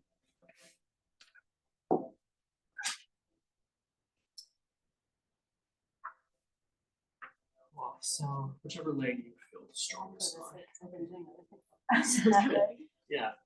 So find your extended side angle. Now, start warrior two. Sorry, I misspoke. So what's the first thing that it says for adjustments, y'all? Encourage the front knee towards to pinky toe side of the foot. So I'm just adjusting that with my palm and just making sure so that when you come into your extended side angle, that you're going to maintain that shape of the knees. Then you can release your knee, your hand, sorry, elbow down. So I can adjust there. What's the second one? Hand on top hip and top hand. Great. So notice in this position, got hand to the top hip, the other one pushing into his hand. Now press back into my hand. Now with this top arm, I'm pushing back, but I'm also helping lengthen up. Feel like a little encouragement to go up. That's going to help you rotate your chest. But if I start to do that too much, I've got my hand here, I can catch her pelvis and she starts rotating. Rotating over there. Take a break. Number 3. Okay? Okay. So now she comes into number 3. What's the third adjustment on this one?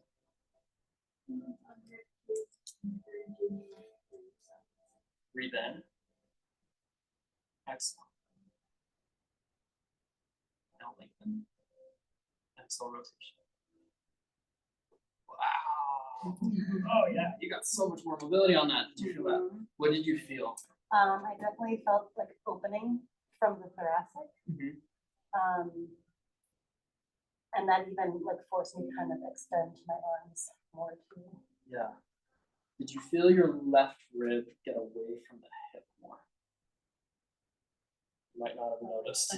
Yeah, because it was going more forward. Yeah, so a lot of people when they get into this, thank you, when they go into it, they're kind of cutting themselves out on mobility. If, try to pull this tight, if they put the ribs behind the hip, you'll kind of see this bigger movement here. And then you just kind of get bone compression after a certain point where that's as far as you're going to go because the ribs are tucking behind this hip. So why we cue them to lengthen forward, watch this. Lengthen forward. Whoa, already I'm past the point that I could have been at if I didn't reach forward. Then I open up the top arm.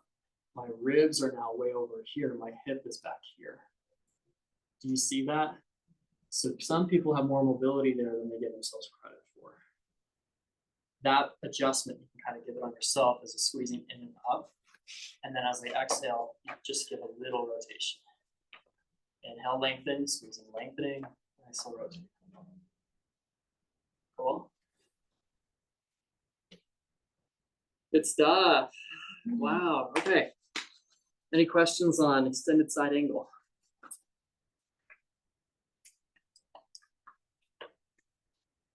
Yeah, that's That's good. Yeah, go for it. So their elbow can be on the knee. Totally. Okay, I would inside it down. Yeah. I mean, we're training the body to support itself in a position like that. So we want to avoid this. Yeah. So that's icky for the shoulder. So we still want this like action of pressing the arm down.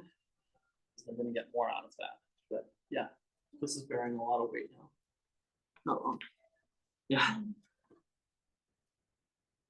Anything else?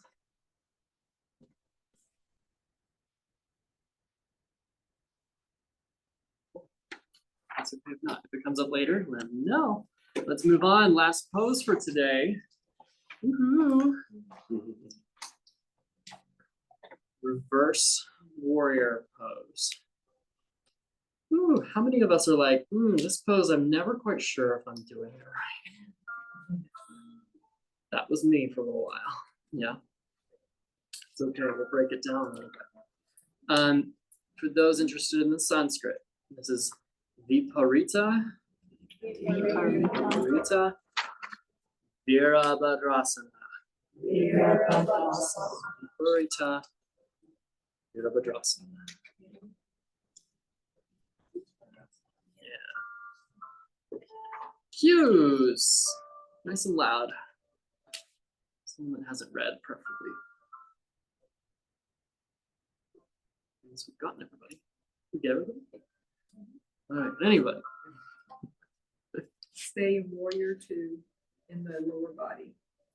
Lower core engages, cinch back side body, lengthen front side body, not a back bend. Turn head up or down, chin to shoulder.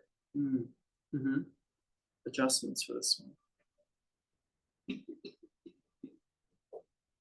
Continue with kneeling or standing assist. Press behind front knee to encourage continued deep. And then modifications, same as warrior 2. Just meaning that they might bend less in the front knee.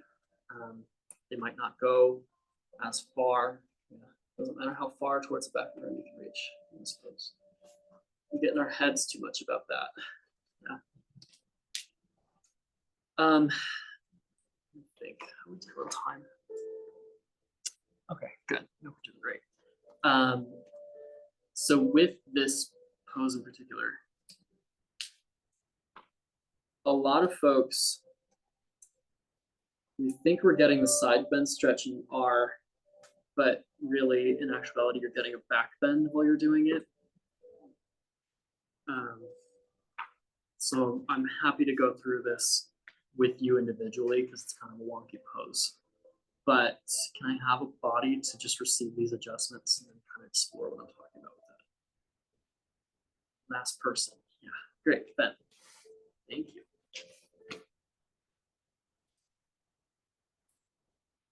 Yeah. In the image, the practicer is they've got their hand open, their back hand open, facing outward. Is that how it's meant to be, or is it? So they're. What she's indicating, that's Jen Barks. She's wonderful. Okay. So if you haven't had Jen's class, she's awesome. Is that there really shouldn't be weight in this backhand. If so, it's more like light support. Okay. Because we're training the upper torso to support itself. Mm-hmm. This can also be a compromising position for the back knee if you have your hand right on that back leg. Right. So if you're using the back leg for support, you want to be higher up on the thigh, or depending on mobility, you might be down on the calf. Okay. But you don't want to be on there. And to the best ability, there's no weight in hand. The hand rotation doesn't matter. Doesn't matter. Okay. Because some people will go for a half bind too. Okay. Thank you. Yeah, totally. Ready, Ben? Mind. Start in just a warrior 2 stance. So set yourself up. Yeah, that's great. Oh, that's totally fine. Okay, so I'm gonna go over the second adjustment first. So come into your reverse warrior if you don't mind. The second thing that it says, Ben doesn't need it, but I could come down just kneeling and grab underneath the thigh, just give a little encouragement to Ben. Don't need it. So just lay here. Yeah, cool. Read the first one for me, y'all.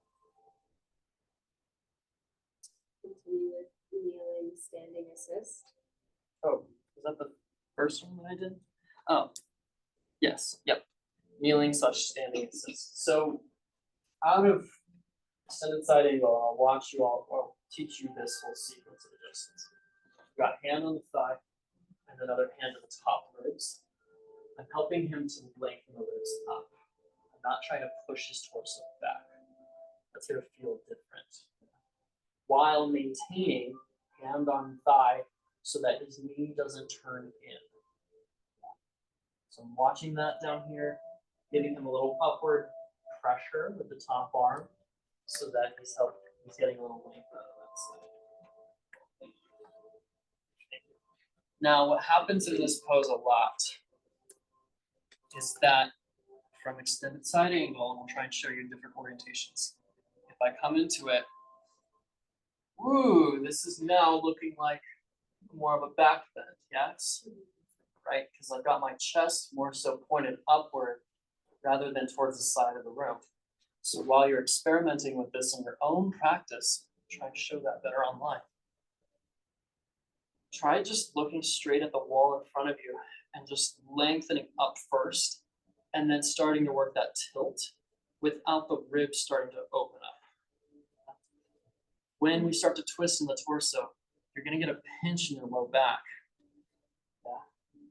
Does anybody feel like they come out of yoga or come out of that pose and you're like, oh, my low back kind of hurts in that?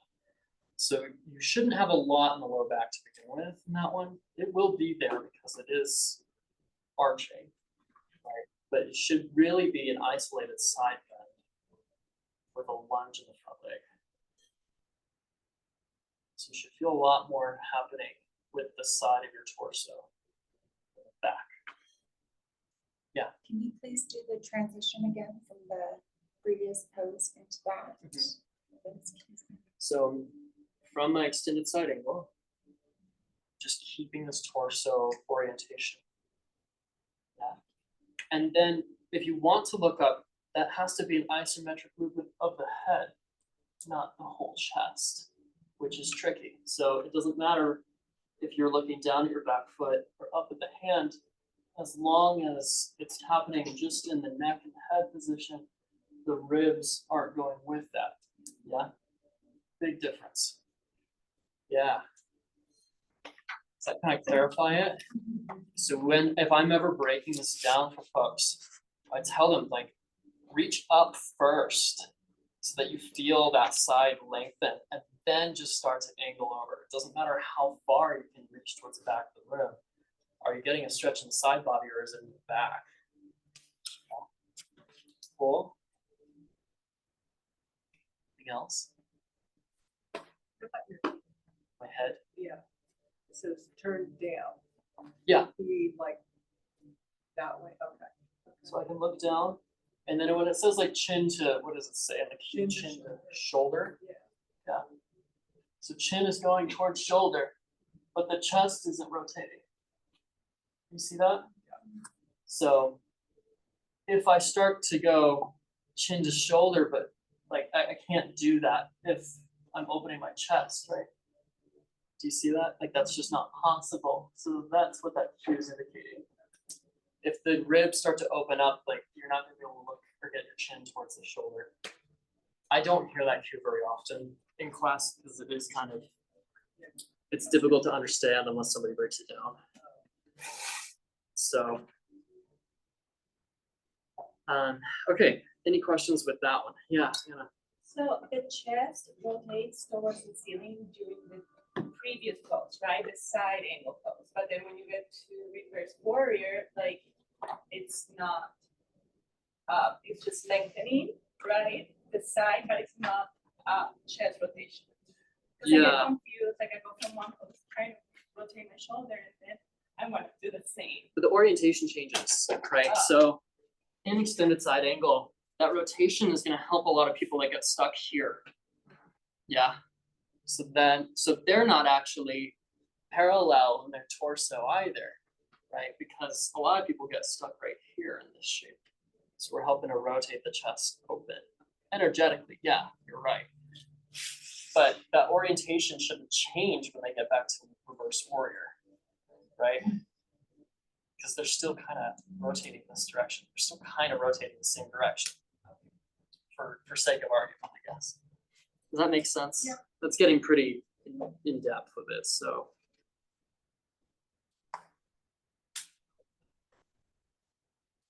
Yes. Can we stand up and do that together? So Or, I have one more thing I want to show you Yeah, guys, and then totally, yeah. I need one more body for adjustments.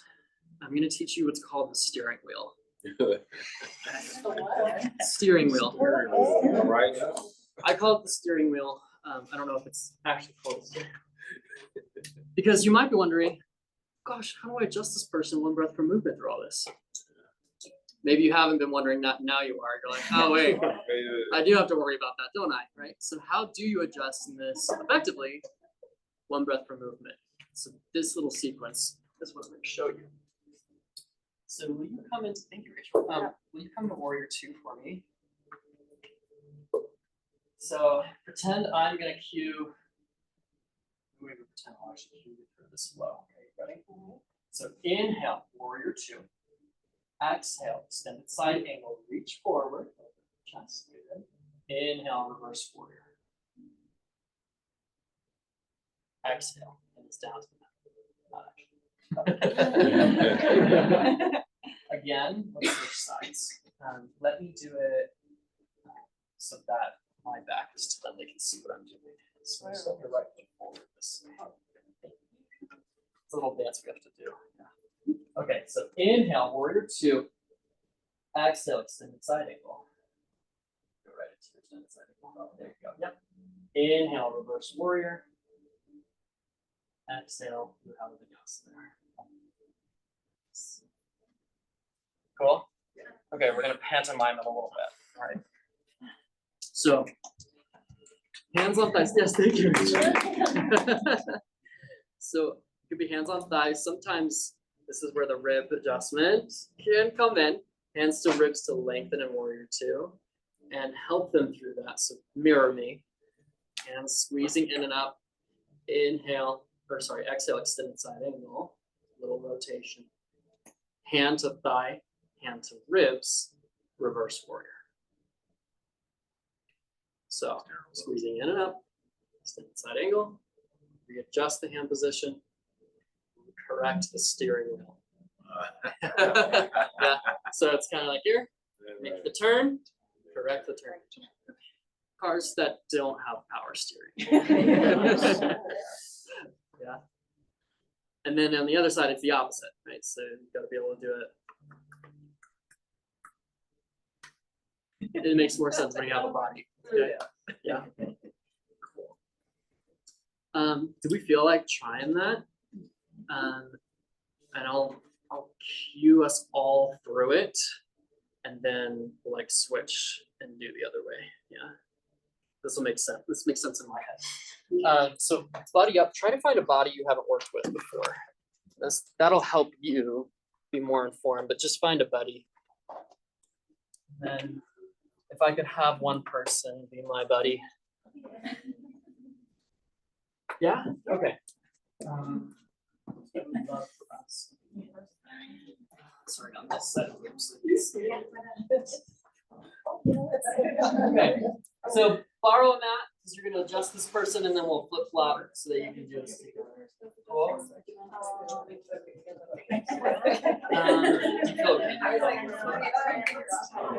So raise your hand if you're the body that's being adjusted. Yeah, okay. So you start on the mat. We're going to do Warrior 2 with the right foot forward. So you're facing this side of the room. Okay? So you take your Warrior 2, right foot forward there. Okay. Cool. So I'll cue us along with it, and then you just try to mirror me, or not even mirror me, just try to follow along with what I'm doing. Ready? We'll do this a couple times. Okay, so inhale, Warrior 2. Exhale, extended side angle. I'm reaching, lengthening, then rotating the top ribs. Inhale, reverse warrior. Right hand to the thigh, left hand to the top ribs. Good. Back to center. Let's try it again. Yeah? Ready? Inhale, Warrior 2. Exhale, extended side angle. Inhale, reverse warrior. Good. And take a break. You would do a vinyasa there, but okay. Switch. You get to just move. So I'll still cue the room, okay? You're gonna follow Thea now. Thea's an expert. All right. Here we go. Ready? Inhale, warrior two. Exhale, extended side angle. Inhale, reverse warrior. Take your right hand to the thigh, left hand to their ribs. Like this? Okay. One more time. Inhale, warrior two. Exhale, extended side angle. Inhale, reverse warrior. Right hand to the thigh, readjust the hand grip. Yep. Good. Nice. That's good. So you can get a little more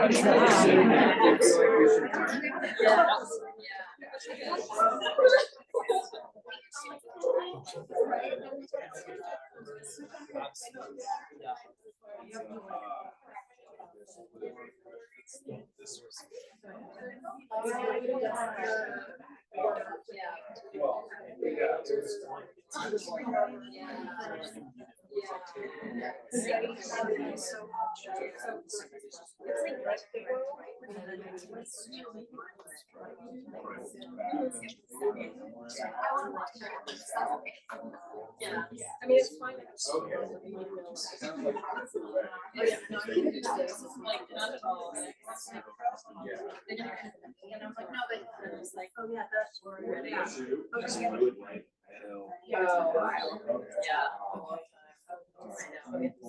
So get more downward pressure with your right hand then. Yeah.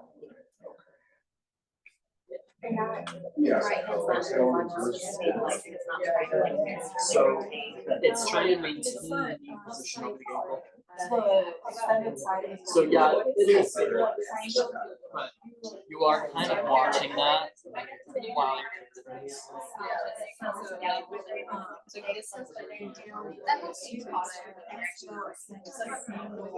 sometimes because you reach a point where you can look at the whole room while you're so you'll find rule. Inhale.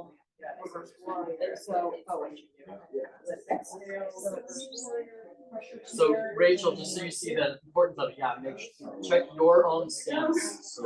Yeah.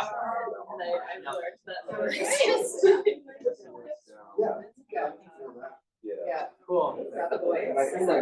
Okay, let's regroup real quick because I want to give you ample time to practice.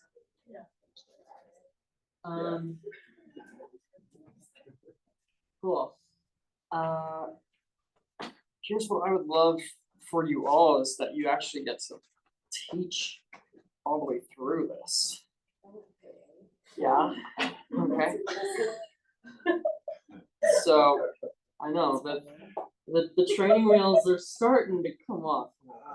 So, Integration? what's that? From integration through? Yeah, I want to make sure that you've got ample time to work through it and stumble through it and make mistakes and then still feel like you can teach a whole. After today, this is basically half the class. Can you believe that? Like you're basically 30 minutes into the class right now at this point. Yeah, after you get through Sun A, and let's talk order real quick since I got you here. You'll be at the halfway point and you'll learn core next week. So there's kind of a fun little formula for memorizing the sequence. Maybe you're already picking up on it, right? So in integration, you've got 3 things that you say in child's pose. Yeah, bada bing, bada boom, bada bing. Yeah. Sun A, how many rounds do we do? 3, exactly. So then Sun B, what do you think? How many rounds? 3. Whoa, 3 rounds. Okay.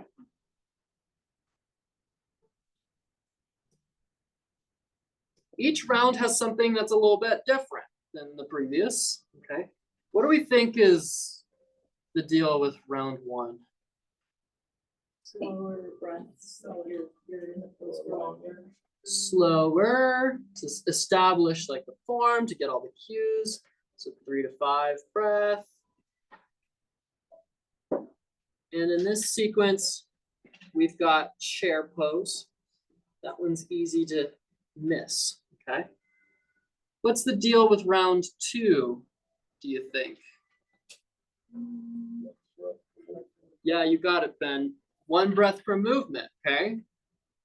1 breath per movement, not beats per minute, but breath per movement, okay? Chair is also here. What's the deal with round 3? No chair, okay? No chair. Still 1 breath per movement. No chair. Forgive my handwriting. Chair, chair, no chair. Chair, chair, no chair. Chair, chair, no chair. Chair, chair, no chair. Amy Kennedy will probably teach you other cheers, but for this one, her cheer is chair, chair, no chair. And that's describing the difference between the rounds as far as chairs concerned, right? Slower 3 to 5 breath on round 1. Round 2, 1 breath per movement, including chair. Round 3, you just start with 3-legged dog. Yeah. It's gonna trick you a little bit. Just anticipate that, okay? It's okay. You won't break yoga. Yeah, if you make them do 3 chairs, they might not like you for a moment, but you're not breaking yoga. Cool? Cool, cool. Okay, so here's what I would love for you all to do. Yes, okay, great. So this should roughly take 25-ish minutes to go from integration through Sunbeam. It'll probably take a little bit longer, and I fully anticipate that. So let's account like 30 minutes per. So I'm hoping that we can regroup at 12:45 in about an hour. Okay. So you're gonna find someone ideally that you haven't worked with before, just so that you can practice on a different body. Because there are many types of bodies, so it's just helpful for you to do that if you haven't done so already. Integration, your Sun A, Sun B, all the fresh stuff. Stumble through it. Yeah, make mistakes gloriously. Yeah, yeah. Alexis, hold on 1 second. Hold on. I was wondering if there's something similar to that steering wheel for chaturanga. There is. If we have time, I can show you, but if not, you'll get it later. I'm with you guys for your adjustment focused practice teach. So we'll go in a lot of depth with that later. Cool. Okay, so Erin. I'm extremely anxious right now because this is my first time learning all of them. So I don't know how confident I am to even get through integration. Okay. So I'm not sure what to do. Do you want to be in a group of 3? And then you Yes. can like observe one, and then you Yes. can like kind of teach on the Yeah. second one. Yeah, that would be good. Okay, let's do that for you then. Somebody do me a favor. Tell me what your goal is and what you're going to be doing now for the next hour. Yeah, Hannah, in your own words. The whole sequence from integration to zombie. So Exactly. Sunday and Sunday. Yep. Yes. At the 30-minute mark, you're going to switch. Yes, and then the other person gets a chance to do it. Yeah. Find someone you haven't worked with before. Teach the whole thing that you know. Stumble through it. It's okay. I'm also here to help you out, so please wave me over. Yeah. Okay, cool. Find your buddy. Position yourselves nearby. Yeah.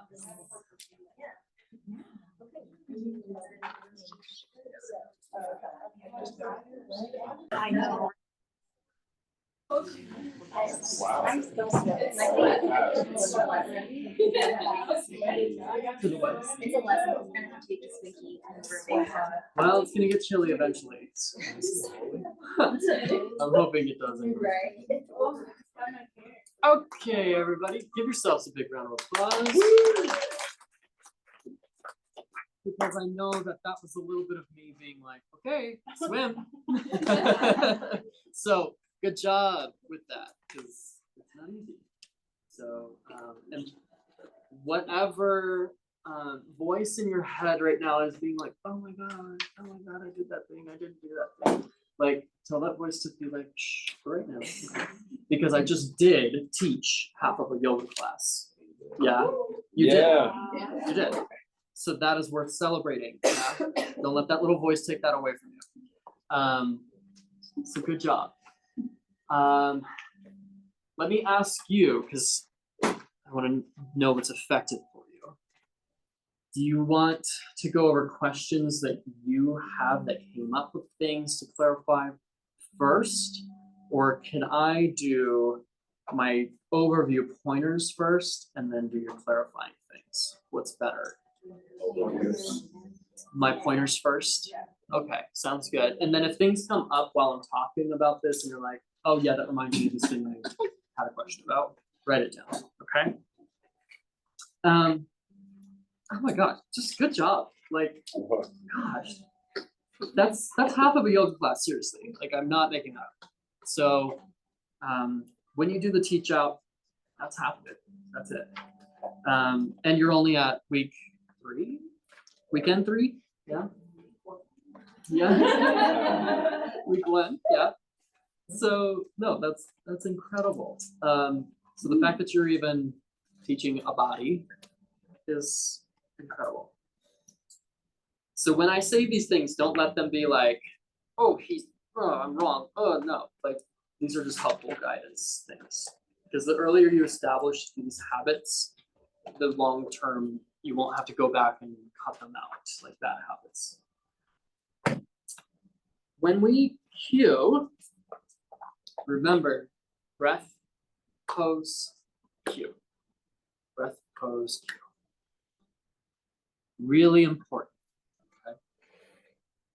If you need an example of why it's important, try and show you. Inhale, three-legged dog. Exhale, step your foot in between your hands, your right foot in between your hands, and then bring the heel underneath your knee and make sure your toes are pointing forward. Yep, okay, good. And then inhale, turn your back heel down and then lift up your torso. And yeah, so your hips don't need to be parallel with the front of the room, but the arms should reach forward and back and then look forward. Yeah, that's a really dramatic example, but your students will probably be like, oh, ordered. So if you say the pose, the people that know it will just go right into it. And if people are like, oh, I'm not really sure what they're cueing me into, look around. Yeah. So they'll figure it out from someone else too. And then you just reaffirm it with the cues. Cool. So breath, pose, cue. Breath, pose, cue. Inhale, right leg lifts, three-legged dog. That's a weird one because you need the transition. Exhale, low lunge. Inhale, warrior 2. Exhale, side angle. Yeah.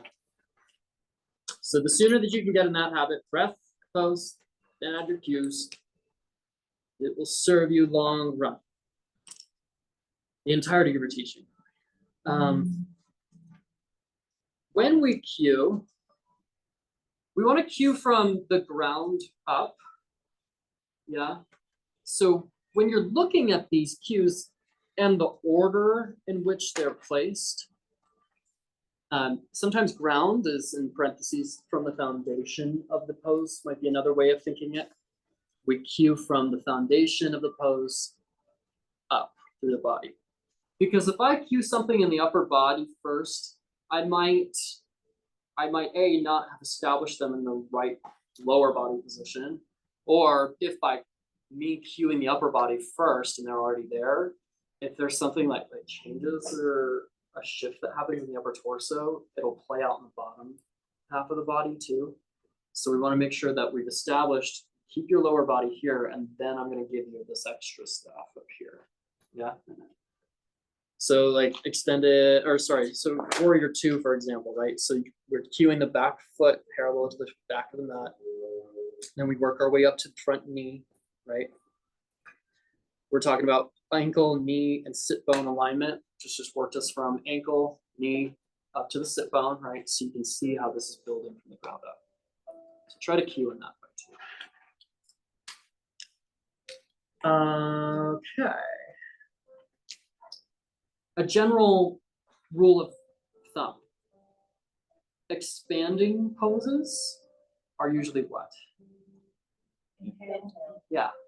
Poses where I fold or I contract. Exhale. So if you're struggling with, is this pose an inhale? Is this pose an exhale?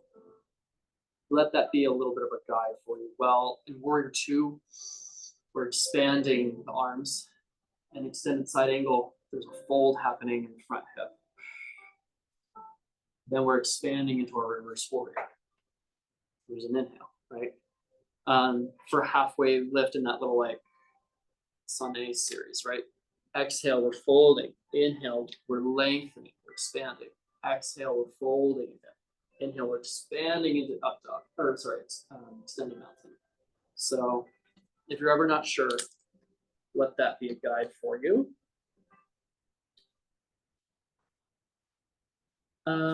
Another just clarifying thing for the overall sequence of Sunday. That's a little bit more in depth than what I wrote up here. So it's really chair, right side, warrior 2, left side, warrior 2. Then round 2 is chair, right side, warrior 2, left side, warrior 2. Then it's just right side, warrior 2, left side, warrior 2. So you only do chair twice in that entire Sunday section. Does that make sense? Sometimes when we start memorizing it, folks start to insert chair in between the left or the right and left sides. So just don't fall into that trap. Cool. All right, great. And then the last little thing that I'm gonna just talk about is I was listening for filler words. Cut them out now if you can. They will stick with you if you don't. And then sometimes they'll evolve. So we have to be aware of them. I heard now you're gonna move to this thing, step on through. That was my favorite. Step on through to blank, go to, as soon as you can cut those out, just say breath, pose, give. It'll make your teaching more succinct and leave space for your students of silence or quiet too, which is something we all appreciate in practice too. Yeah. Cool.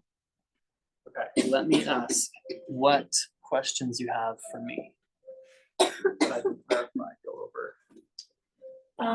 For transitional cues, like in lunge, you have step foot between hands. You want to avoid saying like those transitional cues every time, or do you just say it in the first? Yeah, so let's look for this question on, you're specifically talking about for Warrior 2 series or Sunday, right? Yeah. So let's look at that on 109, where it's just your breath and pose sheet, okay?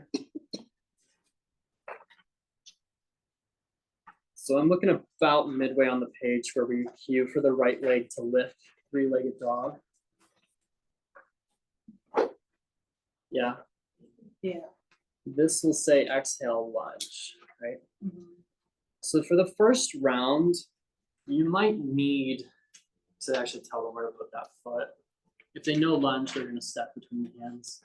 So if you feel it's necessary to say like, inhale, right leg lifts, three-legged dog. Exhale, low lunge, step your foot between your hands. Okay. So that's a weird one where the transition cue might come after, because as soon as you say lunge, most people are going to move to lunge. Same with like any of the other transitional cues, like the Warrior 2 or extended side angle. like there's the spin the back heel down or lengthen torso forward. Do we want to do that? Do we still want to use the cue or the breath pose cue even with the transitional? Yeah. So just even on the first round, just say like inhale warrior two, and then go into rotate ankle or foot outwards. Yes. Okay. Yeah. Because, and I was talking to some folks and kind of already said it, right? If I just tell them they're going to warrior two, they're gonna go there. And if they don't know what the position is, that's what that follow-up cue is clarifying, right? So there are very specific, and it's intentional, transition cues that have a breath with them. Inhale, look forward, right? That's not a pose, but a transition, but it has a purpose, yeah? It's preparing us for a forward fold. So if it's not on here, don't let it steer you wrong. Does that make sense? Yeah. If you're sticking to this, it'll make sense to your body. So remember, you're not teaching beginners. Yeah. That's what. Even though you might be practicing at home on people that have never done yoga before. I was there. Yeah. Keep in mind, this is to teach your average student. I'm sorry, I don't understand the answer. So for that specific situation, if I'm cueing, okay, I'll just cue you through it. Inhale, three-legged dog, lift your right leg, whatever it is. Exhale, low lunge, bring your foot between your hands. Inhale, warrior two, spin the back heel down, and then give the other cues. And that's in the one breath, one movement part? No, that would be like if I was going round one here, Oh, breaking okay. it down. I thought If I'm just cueing one breath per movement, I'm just saying breath pose. Breath pose, breath pose, breath pose. When you get seasoned as a teacher, you might be able to, and I think I did it on your practice teach, slip in a little cue on that. Like inhale, halfway lift, lengthen your spine. Exhale, forward fold, right? So like you get to that point. Don't worry about it though. Yeah. Don't worry about it. Yeah. So this would be your reference for anything that's like a little transition. That did remind me though about a little trick that's in this, but I didn't point out to you all. In round one, look about midway on the page and you're gonna see low lunge, exhale lunge, sorry. Then inhale warrior two, exhale, sink into warrior two. You see that? Ooh, that's only on round one, but it's important, okay? So we're trying to get them to commit, we're prepping the body. So if we need to, put a little star there next to that exhale, sink into warrior two, and then just write different on the first round next to it or something, right? So that's round one only. Because after that point, you see inhale, reach forward. Yeah. That inhale, reach forward goes away when we flow one breath per movement. Right? As you might have already realized, inhale, warrior two, exhale, extended side angle. Yeah. Cool.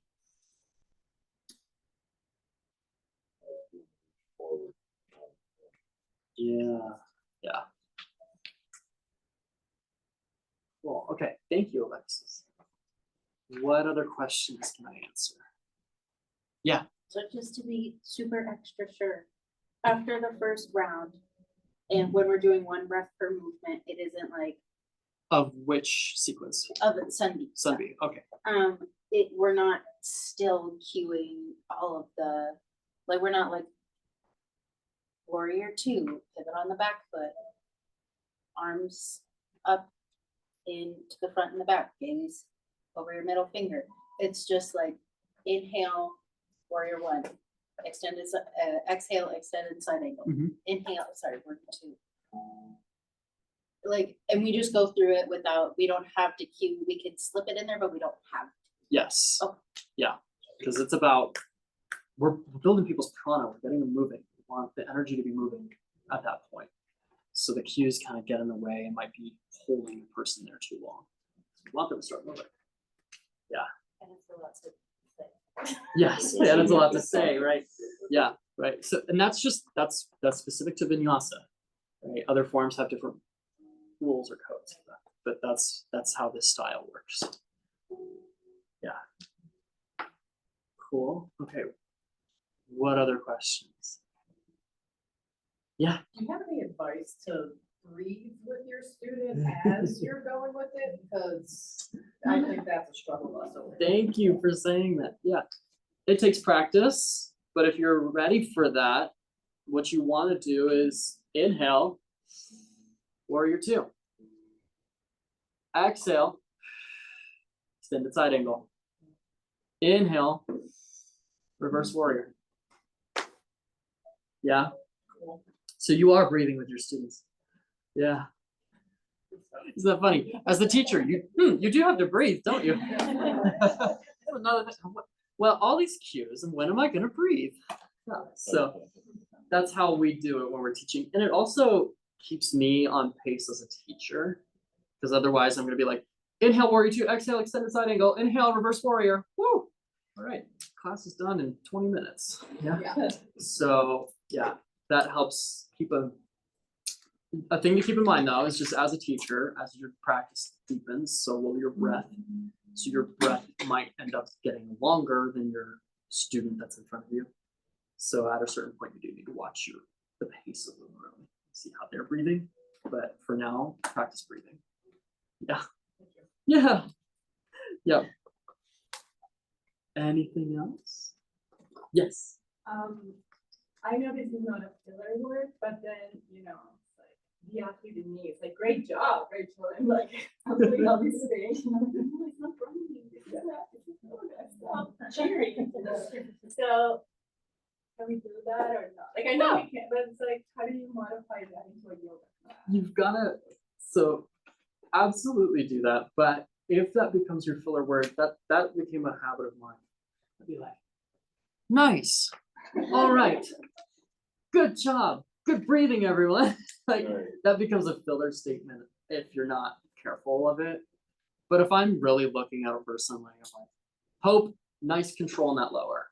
Like that's gonna strengthen your relationship with the student. But yeah.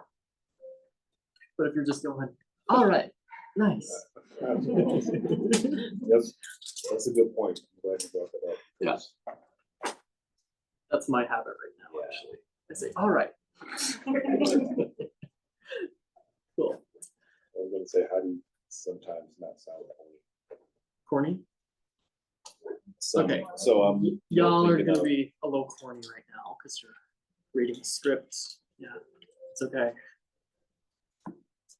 It just comes with practice, and then you figure out your own style, your secret sauce. Yeah, I don't know if Austin said that to you. Secret sauce, secret spice. Everybody's got one. Yeah, mine's white pepper. Okay, what else you got? Okay. Yeah.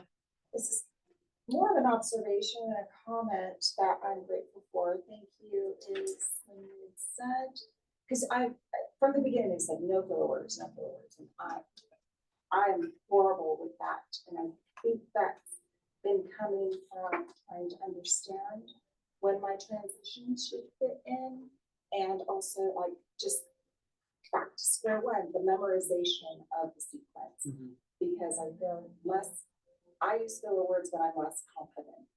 So from going from one post to another post, so for me, what I'm taking away is I'm just gonna go back to what I was told from the very beginning, just memorization. And then that brings me back to what you shared, breath, pose, cue. So thank you. I just kind of went full circle there. Oh, good. So thank you. Of course. A really difficult thing to do, because when I get nervous, I speak a lot. So I'm the same way. Some people don't have that problem, and I wish I had the other problem. But it's okay to pause. Yeah. Your students will forgive you. Now, if it's been a long pause, they might kind of, what you doing there? Okay. But it's okay to pause because they're having an experience too. So as long as you're not holding them in chaturanga, they'll probably forgive you. Yeah. Cool. Okay. Can you just do breath? Yeah, breath cue, like how you said how we're supposed to breathe as teachers. Can we do that one more time? Yeah, you wanna do it with me? Let's see how we're doing on time. I don't wanna take us too long. Okay, yeah, let's just go through like, let's do your, just from forward fold all the way down to forward fold again. Okay, so like a half a sigh. Ready? So if you wanna whisper it, whatever. Okay, so inhale, halfway lift. Exhale, forward fold. Inhale, extended mountain. Exhale, forward fold. Inhale, halfway lift. Exhale, forward fold. So it depends sometimes. Sometimes I get the breath in before I say the pose. Sometimes I say it after I say the pose. So inhale, halfway lift. Exhale, forward fold. Yeah. Cool. Let me give you some pointers, some tips for memorization and practice that helped me and helped other students in class. Some of you already told this too. You have to get over the sound of your own voice and being able to listen to it. Because you've got a beautiful voice. It was given to you. You have the right to use it and hear it. It's beautiful. Yeah. I know how difficult that is to hear and be like believing it, but because I've worked through it, I can tell you honestly, like, get over yourself a little bit. Yeah, you've got a beautiful voice. So what really helped me, record yourself talking through the sequence. And I used to play it in my car when I was driving, and I would say it with the sound of my own voice. That helps create a feedback loop where you're activating a lot of different senses at the same time. You're hearing it, vocalizing it, feeling the words in your mouth. At some point you would have read it, so there's a little visual element to it, okay? That helped me a lot, and I just would record, okay, this is Sun A. Say it all through that, stop that recording, and then I would just practice that for a little while. This is Sun B, and I do the same thing. That helped me a lot. When you're starting to add in cues, give yourself attainable goals, because some of these have like 6 cues with them. Start with 3. Yeah, 3 foundational things, because at about 3 cues, you've got the foundation, the shape of the pose, and the safety cues needed. So when you're determining what those 3 cues are for yourself, let the criteria be, does it impact the broader shape of the pose? And is this getting them in a safe position? You can start to add in those other ones as your practice deepens with this. Yeah, but set a goal, like 3 per pose. And what's another nice thing is if you're saying like a pose, or a cue per breath in those like long holds, well, that's about 3 to 5 breaths in a pose. Yeah, so that'll help keep your timing on track too. So if you know, like, okay, in child's pose, well, that's maybe not a great example. Let's say like warrior 2, I've got 3 cues. 3 cues come out, about 1 breath per movement, or breath per cue. Then I've held them in the pose for an adequate amount of time and I can move on. Cool. I'll give you those 2 things. There's a myriad of ways you can use each other as resources for other ways. Sweet. Anything else? Dire, because I don't want to keep you too much longer. I think we're right at time, so yeah. Okay, I'm with you all tomorrow for Sankalpa and Vikalpa. I'm teaching out of that section, so give me some grace. I'll be finishing my internship soon with Amber, so you've got me again tomorrow with Amber. Okay, let's finish with a word for each other for you. I'll just turn this to face. Cool, let's start with you, Ashley.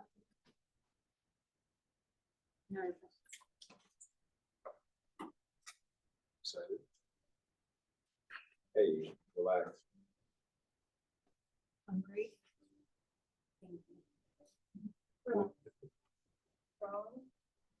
Happy. Happy.